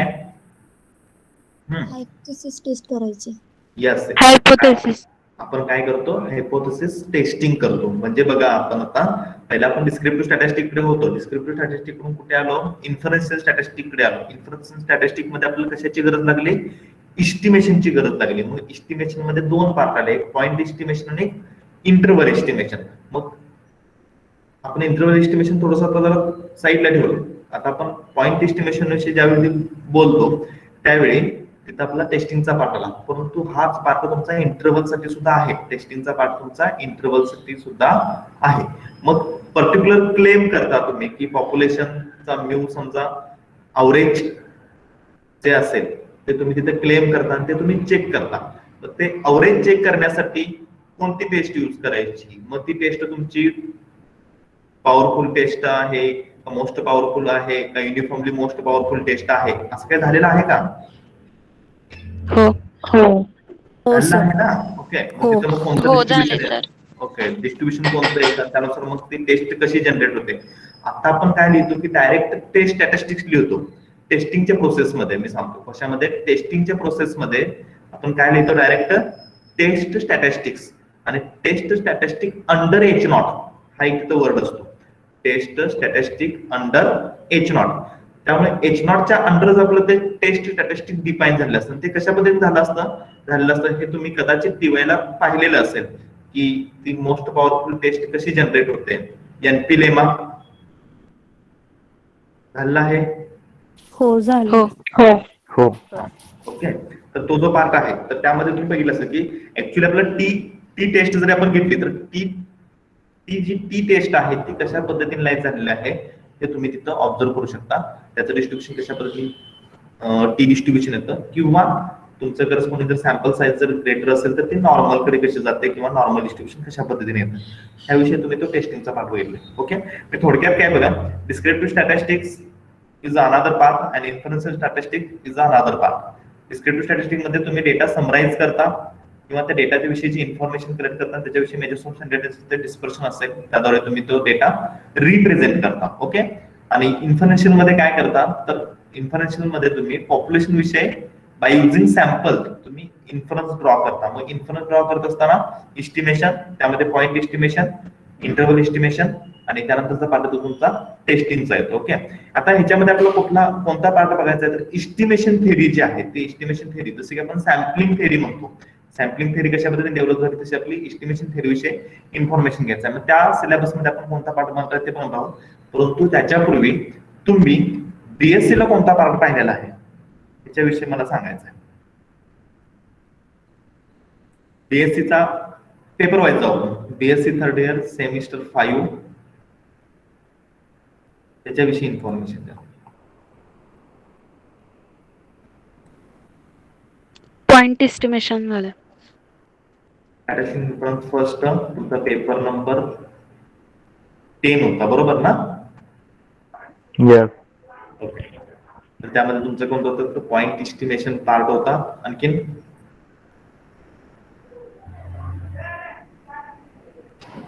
Quantities, estimator. बरोबर का. ते पॉइंट एस्टिमेशन मध्ये कोणता पार्ट होतो तुमचा करस्पॉन्डिंग पॅरामीटर स्पेस हा पार्ट तुम्ही बघितलेला असणार आहे. त्यानंतर डेफिनेशन ऑफ एस्टिमेटर बरोबर, standard error, Estimate. Standard error. Properties of estimator, त्यामध्ये unbiasness, biased, positive, negative bias बरोबर. हो. होय. हो सर. अनबायसनेस हा नाही त्यानंतर तुमचा इफिशियन्सीकडे आला, रिलेटिव्ह इफिशियन्सी वगैरे बरोबर आहे का? हो सर. हो सर. आणि क्रॅमर राव इनइक्वॅलिटी. येस. त्यानंतर मिनिमम व्हेरियन्स अनबायस्ड एस्टिमेटर वगैरे असं काय झालेलं आहे का? हो सर. हो sir. Uniform variance unbiased estimator. आता इथं ज्यावेळी आपण बघतो ऍज लाईक इथं फक्त काय होतं की एखादा पॅरामीटर आपण चेंज करतो त्याच्याविषयी आपण बघतो, म्हणजे minimum variance unbiased estimator. Unbiased estimator परंतु त्यामध्ये आपण आणखी कोणती ऍडिशनल प्रॉपर्टी आपण ऍड करतो तर मिनिमम व्हेरियन्स असणार बरोबर. त्यानंतर युनिफॉर्मली मिनिमम व्हेरियन्स अनबायस्ड मध्ये काय तर जो काय मिनिमम व्हेरियन्स आहे तो युनिफॉर्मली राहिला पाहिजे. म्हणजे एन जरी तुमचा इन्क्रीज झाला किंवा त्याच्यामध्ये जरी काही डिफरन्स झाला तरी सुद्धा त्याच्या युनिफॉर्मिटी मध्ये काही चेंजेस होऊ नयेत हे आपल्याला अपेक्षित असतं. त्यानुसार जसं की आपण एखादी एक्झाम घेत असताना किंवा एखादी क्वेश्चन आन्सरिंग चालतो असताना कसं असतं की एक सिंपल पार्ट आधी बघतो आपण, काय करतो अनबायसनेस बघितला. मग त्या अनबायसनेस नंतर बघितलं काय मिळालं की अनबायस्ड जर एकापेक्षा जास्त असतील असू शकतात का, हा पहिला प्रश्न. अनबायस्ड एस्टिमेटर मोर दॅन 1 असू शकतो का?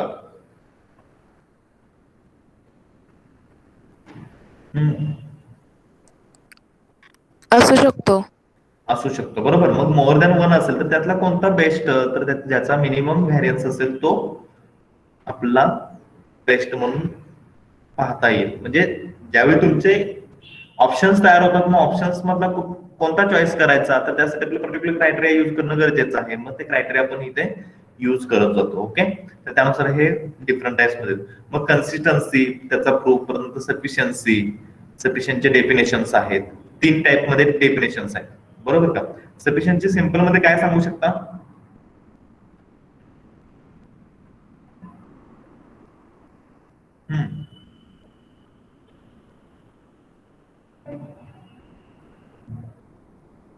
सफिशियंटचे सिंपल मध्ये डेफिनेशन मी ऑलरेडी सांगितलेलं आहे की मला एक्झॅक्टली डेफिनेशन एक्सपेक्टेड नाही, फक्त त्याच्याविषयी इन्फॉर्मेशन लक्षात यावी.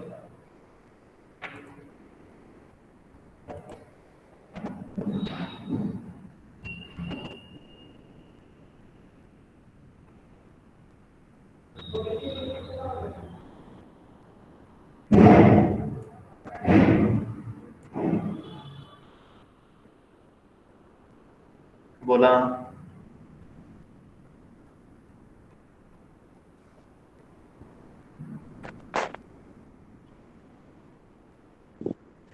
एखादा एस्टिमेटर जर पॅरामेट्रिक फंक्शन विषयी माहिती देत असेल तर आपण त्याला सफिशियंट एस्टिमेटर म्हणतो.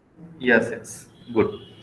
म्हणजे एखादा एस्टिमेटर जर तुमचे पॅरामीटर हा टोटली डिस्क्राईब करत असेल तर त्याला आपण काय म्हणतो करस्पॉन्डिंग सफिशियंट एस्टिमेटर. म्हणजे मगाशी मी तुम्हाला नॉर्मलच्या विषयी बोललो होतो. नॉर्मलच्या सफिशियन्सी मध्ये कशामध्ये फरक पडतो, जर त्याचे पॅरामीटर बदलले तर त्याचा येणारा सफिशियन्सी फॅक्टर हा तुमचा चेंज होतो. ओके ठीक आहे. तर त्याच्यानंतर आपण जर सफिशियन्सीच्या पार्टच्या नंतर जर तुमचा बेस मध्ये येणारा पार्ट कोणता आहे, लाईकलीहुड अँड सफिशियन्सी, बरोबर ना? हा लाईकलीहुड. लाईकलीहुड फंक्शन तुम्ही आधी डिफाईन करता आणि त्या फंक्शन मध्ये तुम्ही काय करत असता की मल्टिप्लिकेशन घेता ना. मल्टिप्लिकेशन घेता म्हणजेच काय करता तर तुमचं n इंडिपेंडेंट सॅम्पलचं डिस्ट्रीब्युशन फाईन करता, बरोबर ना? हो.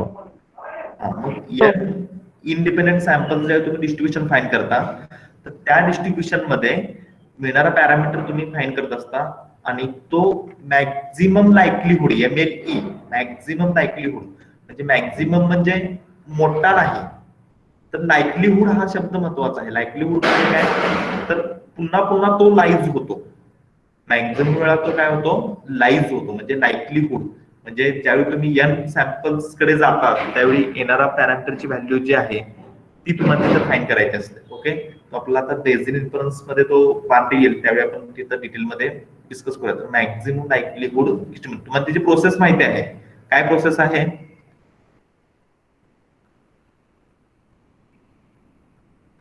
हा बोला. मॅक्झिमम लाईकलीहुडची प्रोसेस पीडीएफचे लाईकलीहुड फंक्शन घ्यायचं, परत ते डिफरन्शिएट करायचं फर्स्ट, आणि नंतर अजून अगेन डिफरन्शिएट करायचं.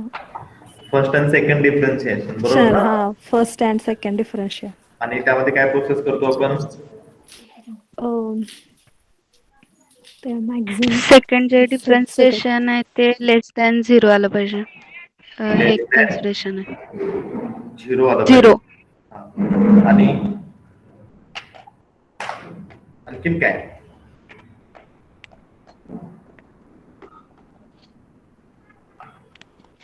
पहिल्या विषय काय आहे ना फर्स्ट डेरिव्हेटिव्ह विषय पहिला. फर्स्ट 0 पाहिजे. First derivative equal to 0 consider करायचं. हा म्हणजे काय करतो आपण बघा, ती मॅक्झिममची जी प्रोसेस आहे ती मॅक्झिमा फाईन करणे आणि मिनिमा फाईन करणे याच्याशी रिलेटेड आहे. मॅक्झिमा कधी फाईन करता तुम्ही? मॅक्झिमा फाईन करण्याची प्रोसेस काय आहे तर taking a first derivative of function is equating to 0. पहिला फर्स्ट डेरिव्हेटिव्ह आहे तर तुमचं काय करायचं आहे इक्वेटिंग 0 करायचं आहे. मग इक्वेटिंग 0 केल्यानंतर जी तुमची व्हॅल्यू येणार आहे त्या पर्टिक्युलर पॅरामीटरची ती व्हॅल्यू ते फंक्शन तुमचं मॅक्झिमम करणार आहे का मिनिमम करणार आहे हे आपण सेकंड डेरिव्हेटिव्ह ठरवतो. जर तुमचा सेकंड डेरिव्हेटिव्ह जर निगेटिव्ह आला तर ते पर्टिक्युलर जे व्हॅल्यू आलेले आहे ते तुमचं मॅक्झिमा व्हॅल्यू असणार आहे, म्हणजे मॅक्झिमम व्हॅल्यू असणार आहे. आणि जर समजा तुमचा पॉझिटिव्ह आला सेकंड डेरिव्हेटिव्ह तर ते फंक्शन तुमचं काय असतं मिनिमम. त्यामुळे आपल्याला मॅक्झिमम लाईकलीहुड मध्ये मॅक्झिमा फंक्शन करणं गरजेचं आहे. त्यामुळे तुमचा सेकंड डेरिव्हेटिव्ह हा निगेटिव्ह येणं गरजेचं आहे. हा पार्ट तुम्ही याच्या आधी पाहिलेला आहे. त्यामुळे first derivative equated to 0 and second derivative must be less than 0 म्हणजे निगेटिव्ह असणं गरजेचं आहे करस्पॉन्डिंग टू मॅक्झिमम लाईकलीहुड साठी. जर तुमचा पॉझिटिव्ह असेल तर तो तुमचा मिनिमम व्हॅल्यू म्हणजे मिनिमा फाईन होतो आपण त्यामध्ये. तर तो डेरिव्हेटिव्हचा जो कन्सेप्ट आहे तर तिथं आपण तो यूज करतो. ओके त्याच्यामध्ये तुम्ही एक्झाम्पल पाहिले होते का? सर हो. त्याच्यामध्ये पाहिलेलं एक्झाम्पल तुमचं शुअरली बर्नॉलीचं एक असेल, हो बर्नॉली. बायनॉमियलचं एक असेल, हो. पॉइसनचं एक, एक्सपोनेन्शियलचं एक आणि नॉर्मलचं एक. बरोबर ना? ह्या टाइपमध्ये झालं का? म्हणजे थोड्या वेळ मी तुम्हाला काय सांगितलं होतं हे बेसिक काही डिस्ट्रीब्युशन आहेत त्या डिस्ट्रीब्युशन पुन्हा पुन्हा आपण युज करतो. मग जर समजा एखादी गोष्ट आपल्याला माहित आहे की हे पर्टिक्युलर डिस्ट्रीब्युशन हे आपल्यासाठी खूप इम्पॉर्टंट आहेत तर त्या डिस्ट्रीब्युशनचे पॅरामीटर वाईज इन्फॉर्मेशन ठेवणं काही डिफिकल्ट आहे का? नाही. त्यामुळे मी काही लिस्ट सांगितले आहे, त्या लिस्ट त्याच्यात आपल्याला काही आणखीन जाणवतील, परंतु ते तरी परफेक्ट पहा की बाबा पॅरामीटर चेंज झालं तर एक्झॅक्टली आपला कशामध्ये चेंज होतो, त्याच्या आपण ते शॉर्ट नोट्स कशा बनवायचे किंवा काय नाही याच्याविषयी सुद्धा आपण डिस्कस करूया. ओके, तर लाईकलीहूड फंक्शन, त्यामध्ये नंतर परत नेमन, ऍक्च्युएशन क्रायटेरिया, फिटमन फॉर्म, ह्या सगळ्या सफिशियन्सीच्या कंडिशन तुम्ही तिथे पाहायला लागेल. ओके, नंतर क्रॅमर लॉ इनइक्वालिटी, कशा रिलेटेड आहे Cramer Rao inequality?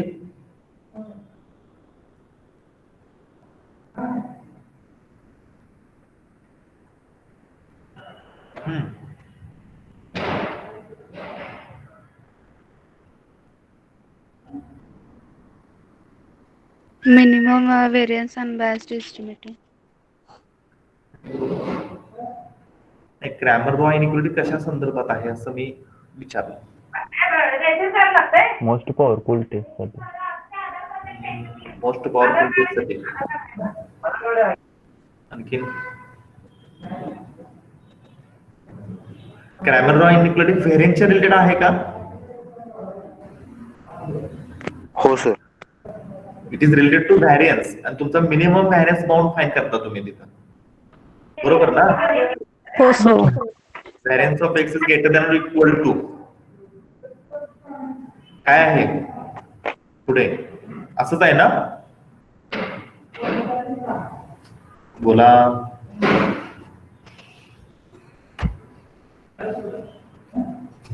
Cramer's law inequality काय आहे त्याचं?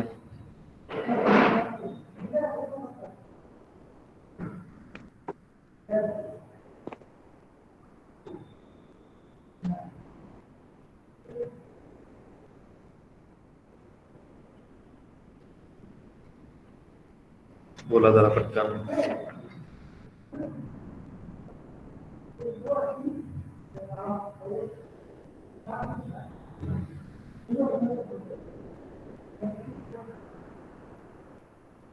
बर ठीक आहे, एवढं तरी आठवतंय ना की क्रॅमर्स लॉ हा तुमचा व्हॅरियन्स रिलेटेड आहे.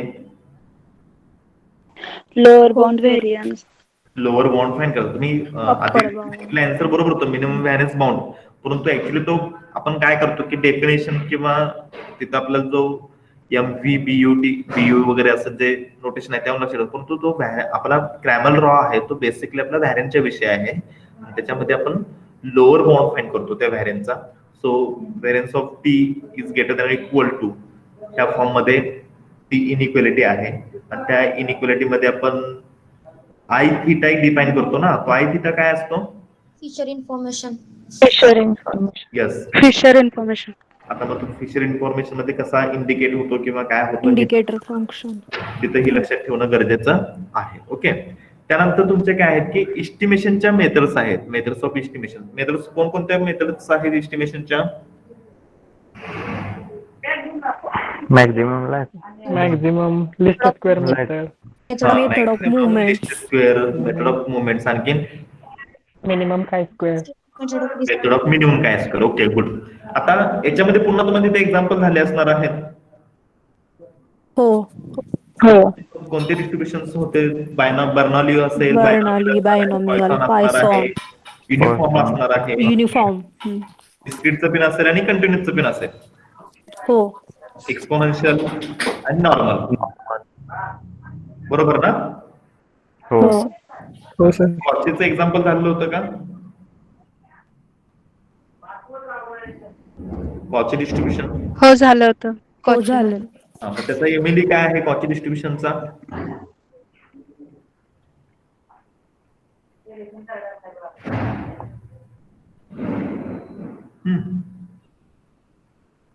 कॉची डिस्ट्रीब्युशनचा एमएलई काय आहे? ठीक आहे, ह्या गोष्टी जरा पाहून घ्या. तर हे बेसिक काही डिस्ट्रीब्युशन्स आहेत तर त्यांचे तुम्हाला एमएलई फाइंड करायला सांगितले होते, त्यानुसार तुम्हाला ते बघेल. मेथड्स ऑफ मुवमेंट्स मध्ये काय प्रोसेस फॉलो करतो आपण? कॉचीचा सर एमएलई एक्झिस्ट होत नाही. एमएलई एक्झिस्ट होत नाही. बघा बाकीच्या आणखी कोणाला काय आन्सर आहे का? कॉचीचा मीन एक्झिस्ट होत नाही, डज नॉट एक्झिस्ट, बरोबर ना? हो सर. तिथे अपवादात्मक रिझल्ट आहे, जर पर्टिक्युलर कंडिशन जर सॅटिस्फाय झाली तर त्याचा मीन एक्झिस्ट होतो. पर्टिक्युलर हा. कंडिशन जर एक्झिस्ट पर्टिक्युलर कंडिशन असेल. हो हो म्हणजे हो. तेही तसं कुठं ना कुठं आपल्या माइंड मध्ये असावं. तर आपल्याला काय माहित असतं की कॉचीचा मीन एक्झिस्ट होत नाही, डज नॉट एक्झिस्ट, हे ट्रू आहे. परंतु जर स्पेसिफिक कंडिशन जर फॉलो झाली तर तिथं मीन एक्झिस्ट होऊ शकतो. आणि तो मीन काय असतो? म्यू. म्यू, मीडियनच असतो तो, बरोबर ना? कॉची डिस्ट्रीब्युशन सिमेट्रिक आहे का? हो. Yes sir. सिमेट्रिक आहे, बरोबर. त्यामुळे तो मीन मीडियन हा तुमचा प्रत्येक इक्वल येतो. स्टॅटिस्टिक हा असा सब्जेक्ट आहे की तुम्ही एका पॉइंट मधून, म्हणजे त्याच्या एका सब सब्जेक्ट म्हणतो मी, पेपर्स म्हणतो, त्या पेपर्स मधून तुम्ही दुसऱ्या पेपरकडे कसेही जाऊ शकता. त्यासाठी गरजेचं काय आहे? फक्त आपल्याला त्याविषयी इन्फॉर्मेशन असणं गरजेचे आहे. त्यासाठी मी समरी सांगितली आहे, त्याचं कारण तेच आहे.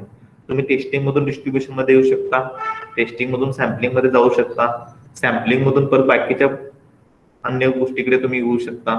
नंतर तुम्ही डिझाईन मध्ये गेला तरी सुद्धा तिथे तुम्हाला परत डिस्ट्रीब्युशनचा पार्ट आहेच.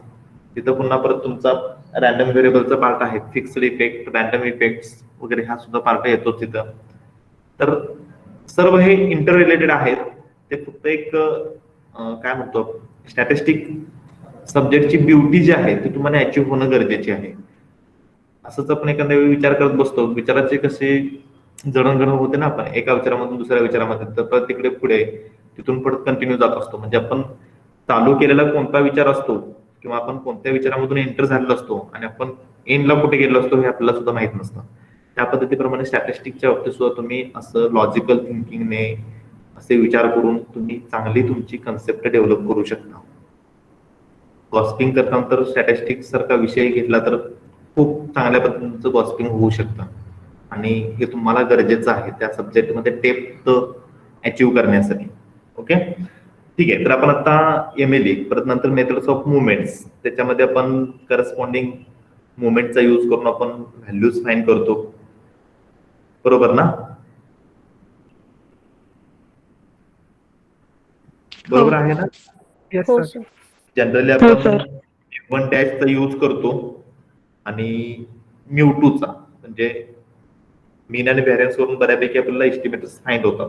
त्याच्यामध्ये पुन्हा तुम्हाला बायनॉमियलचं एक्झाम्पल आहे, पॉइसनचं एक्झाम्पल आहे, नंतर जॉमेट्रिकचं पण एक्झाम्पल आहे. त्यामध्ये सगळे डिस्क्रिप्टिव्हचे एक्झाम्पल्स तुम्हाला पाहता येतील. त्याचबरोबर कंटिन्युअसचे पण एक्झाम्पल आहे. ओके, आता ह्याच्यामध्ये प्रॉपर्टीज ऑफ MLE हा एक पार्ट येतो आणि ते बरेचसे असं एक साधारणतः एक 6 ते 8 प्रॉपर्टीज आहेत आणि त्या पुन्हा पुन्हा पुन्हा वाचून आपण ते काय झालं असतं, लक्षात राहिलं असतं का?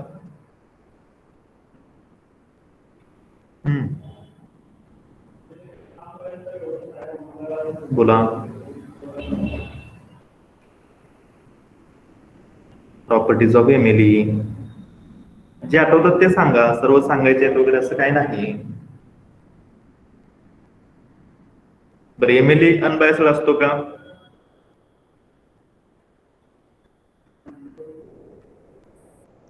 हॅलो, नाही. MLE युनिक असतो का? नाही. अशा काही आहेत त्या काही गोष्टी तुमच्या चांगल्या पद्धतीने लक्षात राहू शकतात. मग ते कन्सिस्टन्सी आणि इफिशियन्सी असतो का? MLE consistency for large sample.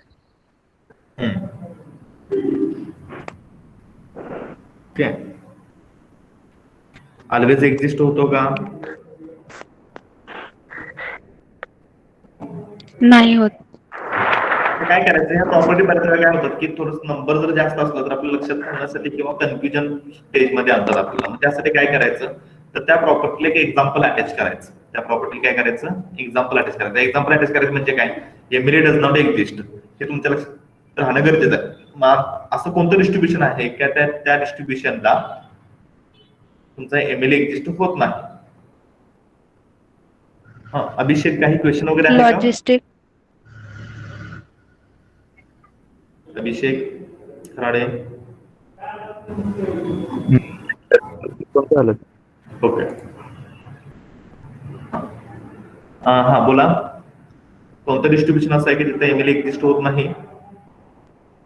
Logistic आणि कॉचे. म्हणजे बघा, कॉच डिस्ट्रीब्युशनचा एमएलए साठी चेक करून मला आन्सर द्यायचा आहे. नंतर तुम्ही कन्फर्म करा, सर्वांनीच कन्फर्म करायचं आहे, त्यानंतर मला आन्सर द्यायचा आहे. आता इथं दोन गोष्टी झाल्या. एक म्हणजे एमएलए ची प्रॉपर्टी आपली परफेक्ट झाली डज नॉट एक्झिस्ट साठी, आणि त्याचबरोबर कोणत्या डिस्ट्रीब्युशन साठी एक्झिस्ट होत नाहीत हे सुद्धा आपल्याला नोंद झालं. त्यामुळे प्रॉपर्टीला एक्झाम्पलचं जर तुम्ही कनेक्शन केला तर ऍट ए टाइम दोन गोष्टी तुमच्या परफेक्ट होऊ शकतात. आणि मग ते फाईन करण्याची जी प्रोसेस आहे, ती फाईन करण्याची प्रोसेस म्हणजे काय आहे, जर तुमचे डिस्ट्रीब्युशनचा जर समजा तुमचा पीएमएफ असेल किंवा पीडीएफ जर असेल, तो जर परफेक्ट असेल तर एमएलए फाईन करण्यासाठी प्रोसेस काय करायचं आहे, मल्टिप्लिकेशन घ्यायचं आहे. ते मल्टिप्लिकेशन घेण्यासाठी काय तुम्हाला विशेष काही नॉलेज असण्याची गरज नाही. फक्त त्या पर्टिक्युलर ह्याच्यामध्ये कोणत्या ऍडजस्टमेंट केलेल्या आहेत ते काळजीपूर्वक लक्षात ठेवणं गरजेचं आहे. ते हायलाइट करणं, त्या लक्षात ठेवणं गरजेचं आहे. आणि ही गोष्ट प्रत्येक ठिकाणी लागू होते. जिथं कुठे एक्झाम्पल्स येतील त्या ठिकाणी सर्व ठिकाणी जे ऍडजस्टमेंट असेल, पर्टिक्युलर सबस्टिट्यूशन असेल, ह्या सर्व गोष्टी काळजीपूर्वक तुम्ही लक्षात ठेवणं गरजेच्या आहे. ओके, ठीक आहे. तर आपण साधारणतः हा पहिला पेपर जो आहे तो तुमचा ह्या रिलेटेड आहे. आता ह्याच्यामध्ये एक पार्ट राहून गेला. कोणता पार्ट राहून गेला की ज्यावेळी तुम्ही इन्फरन्सचा विचार करता त्यावेळी दोन पार्ट येतात, एक पॅरामेट्रिक इन्फरन्स आणि एक नॉन पॅरामेट्रिक इन्फरन्स. त्या दोन्हीमध्ये काय फरक आहे? पॅरामेट्रिक नॉर्मल डिस्ट्रीब्युशन फॉलो करतो, नॉन पॅरामेट्रिक करत नाही. जर आणखीन स्पेसिफिक तुम्ही सांगितलं आन्सर बरोबर आहे, परंतु आणखीन काही स्पेसिफिक सांगता येईल का सर्वांनी? पॅरामेट्रिक मध्ये आपल्याला पॅरामीटर विषयी इन्फॉर्मेशन नोन असते, इकडे नॉन पॅरामेट्रिक मध्ये अननोन असते. Okay, good. आणखीन काही? Non parametric based on ordinal scale and nominal scale. Okay, म्हणजे जर ऑर्डिनल नॉमिनल स्केल वगैरे असेल तर आपण नॉन पॅरामेट्रिक यूज करतो असं म्हणता येईल ना, बरोबर ना? बरोबर का?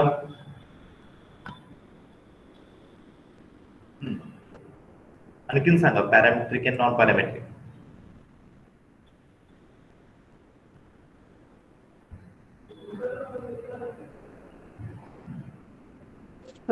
पॅरामेट्रिक मध्ये शक्यतो डिस्ट्रीब्युशन वर डिपेंड असतं, इकडे नॉन पॅरामेट्रिक मध्ये डिस्ट्रीब्युशन वर डिपेंड असत नाही. म्हणजे थोडक्यात असं आहे की नॉर्मल हे एक डिस्ट्रीब्युशन नाही, तर सर्वसाधारणपणे आपण असं म्हणतो की जर पॉप्युलेशनचं डिस्ट्रीब्युशन नोन असेल, if you know the distribution of population then you can apply parametric inference. जर तुम्हाला पॉप्युलेशनचं डिस्ट्रीब्युशन नोन असेल तर तुम्ही पॅरामेट्रिक इन्फरन्स यूज करू शकता. जे पॅरामेट्रिकचे मेथड्स म्हणता येईल त्याला. ओके, आणि जर समजा तुम्हाला करस्पॉन्डिंग पॉप्युलेशनचं जर डिस्ट्रीब्युशन नोन नसेल तर तुम्हाला नॉन पॅरामेट्रिक मेथड्स अप्लाय करावे लागतात. त्यामध्ये नॉन पॅरामेट्रिक टेस्टिंगचा पार्ट एक मेजॉरिटी आहे, बरोबर ना? म्हणजे तुम्ही नॉन पॅरामेट्रिक टेस्ट जर तिथे कुठे नॉर्मलचा मेजॉरिटी प्रश्न येतो. नॉर्मल हा कसा येतो तर की त्यावेळी आपल्याला लार्ज सॅम्पल असेल तर कोणतेही डिस्ट्रीब्युशन हे आपला नॉर्मल फॉलो होतो आपण असं म्हणतो. कशावरून म्हणतो? There is any base?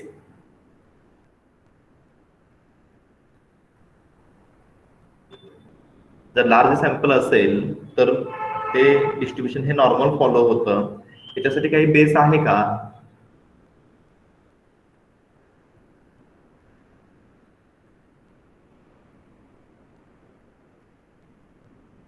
कोणतं थेरम किंवा अशी कोणती प्रॉपर्टी तुम्ही पाहिली आहे का? Central limit theorem. Yes, central limit theorem मध्ये तुम्ही ही प्रॉपर्टी पाहता. जर तुमचा लार्ज सॅम्पल असेल तर आपण नॉर्मल डिस्ट्रीब्युशन आहे असं कन्सिडर करू शकतो, परंतु तेही आपल्याला चेक करणं गरजेचं आहे. ऍज अ स्टॅटिस्टिशियन म्हणून आपल्याला ते सुद्धा चेक करणं गरजेचं आहे. म्हणजे नॉर्मॅलिटी चेक करूनच आपण टेस्टिंगकडे जाणं हा पार्ट खूप इम्पॉर्टंट आहे. बऱ्याच वेळा आपले स्टॅटिस्टिक्स पीपल सुद्धा त्याच्यापासून थोडंसं बाजूला राहतात. डायरेक्ट आपला नंबर ऑफ सॅम्पल जर जास्त नॉर्मॅलिटी आहे असं कन्सिडर करून आपण पुढे जातो. ऍज अ स्टॅटिस्टिशियन म्हणून आपण त्या थोड्याशा गोष्टी पाहणं गरजेचे आहे. आणि तिथून पुढे आपला पार्ट चालू होतो की पॅरामेट्रिक यूज करायचं का नॉन पॅरामेट्रिक यूज करायचं. पॅरामेट्रिक मध्ये तुमचे non parametric test non parametric मध्ये नॉन पॅरामेट्रिक टेस्ट तुम्ही यूज करता. प्रत्येक कोणत्या पॅरामेट्रिक टेस्टसाठी कोणती नॉन पॅरामेट्रिक टेस्ट ऑप्शन आहे ते सुद्धा तुम्हाला नोन आहे. त्यानंतर ज्यावेळी तुम्ही जर नॉन पॅरामेट्रिक कडून जर पॅरामेट्रिकच्या फॉर्म मध्ये आला, पॅरामेट्रिक मध्ये पुन्हा हा एस्टिमेशन, टेस्टिंग आणि इंटरव्हलचं पार्ट. ओके, आता इंटरव्हल जो पार्ट आहे त्याच्याविषयी जर सांगा मला. कॉन्फिडन्स इंटरव्हल किंवा इंटरव्हल एस्टिमेशन. हा,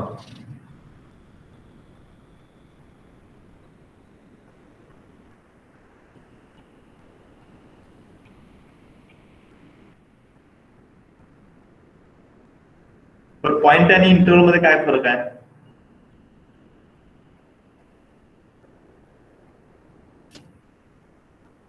पॉइंट एस्टिमेशन मध्ये पर्टिक्युलर व्हॅल्यू एस्टिमेट होते आणि इंटरव्हल एस्टिमेशन मध्ये आपण रेंज एस्टिमेट करतो.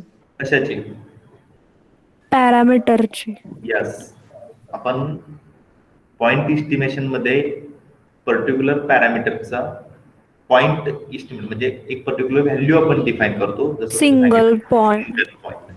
मग सॅम्पल मीन असेल, सॅम्पल मीन हा आणि पॉप्युलेशन मीन. सॅम्पल मीन हे तुमचं काय झालं, करस्पॉन्डिंग पॉइंट एस्टिमेशन झालं. Sample mean is unbiased estimator of population mean, ही त्याची प्रॉपर्टी झाली. त्याची काय झाली, प्रॉपर्टी. सॅम्पल हा करस्पॉन्डिंग सॅम्पल मीन हा तुमचा काय झाला, पॉप्युलेशन मीनचा काय झाला, पॉइंट एस्टिमेशन झाला. आणि तसंच तुम्ही काय करता, ज्यावेळी तुम्ही इंटरव्हल फाइंड करता आणि त्या इंटरव्हल मध्ये तुमचं पॅरामीटर लाईज होत असेल तर त्याला आपण काय म्हणतो, इंटरव्हल एस्टिमेशन म्हणतो. आणि इंटरव्हल एस्टिमेशन साठी कोणता पार्ट येतो मग? Confidence interval.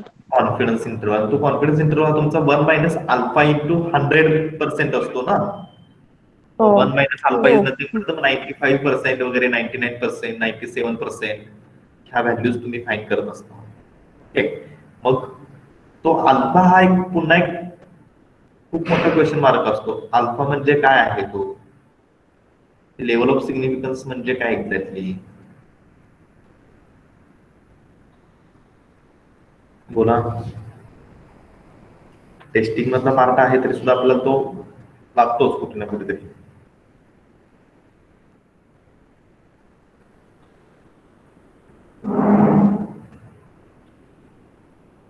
बर, जसं आपण पॉप्युलेशन मीनचा आपण पॉइंट एस्टिमेशन फाइंड केला तसं आपण कॉन्फिडन्स इंटरव्हल एस्टिमेशन फाइंड करू शकतो का?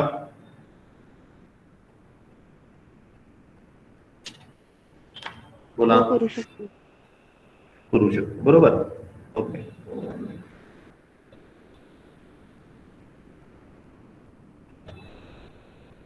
परंतु टेस्टिंगचा पार्ट वगैरे येतो. आपल्याला बेसिकली काय आहे की नेक्स्ट लेक्चर माझं आयडियल आहे, त्याच्या अगोदर थोडस ह्या जो टीवायचा पार्ट आहे हा थोडासा रीड करून घ्या पूर्णपणे. म्हणजे आपल्याला डायरेक्ट आता एमएससीच्या सिलेबस कडे आपण जाणार आहोत. एमएससीचा सिलेबस पाहिला का? हो हो हो सर. वेबसाईटला व्हिजिट केलेला आहे? हो सर. हो सर. आता ऍटलिस्ट 1 टाइम म्हणजे दिवसातून एकदा जसं तुम्ही व्हॉट्सअप ग्रुप एकदा ओपन करत असणार आहे, बरोबर ना? हो सर. 1 and only टाइम फक्त तुम्ही व्हॉट्सअप ओपन करत असणार आहे. नाही, ठीक आहे, इट्स युअर चॉईस आहे.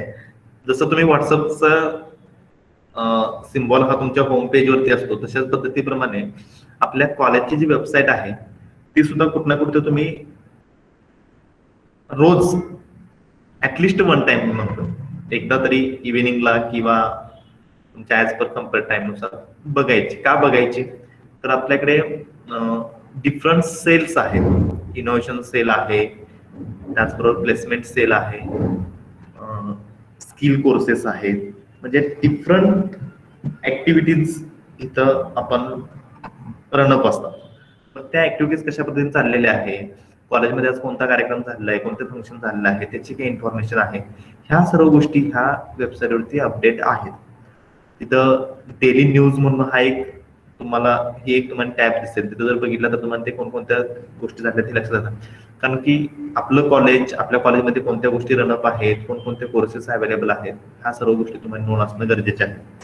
आता करस्पॉन्डिंग इन्स्पायर स्टुडंट्स म्हणजे इन्स्पायर कॉलर्स म्हणून एक आपल्याकडे करस्पॉन्डिंग ऍक्टिव्हिटी रन असते. मग इन्स्पायर कॉलर मध्ये तुमच्यातलेच 1-2 स्टुडंट सिलेक्ट केले जात असतात. मग त्यांचे इन्स्पायर स्कॉलरशिप असते त्या संदर्भात काही वर्कआउट तुम्हाला करायचे असतात. मग रिसर्च पेपर तयार करणे वगैरे ह्या गोष्टी सुद्धा रनअप असतात. तर C-ट्रिपल आय एक सेंटर आहे आपल्याकडे.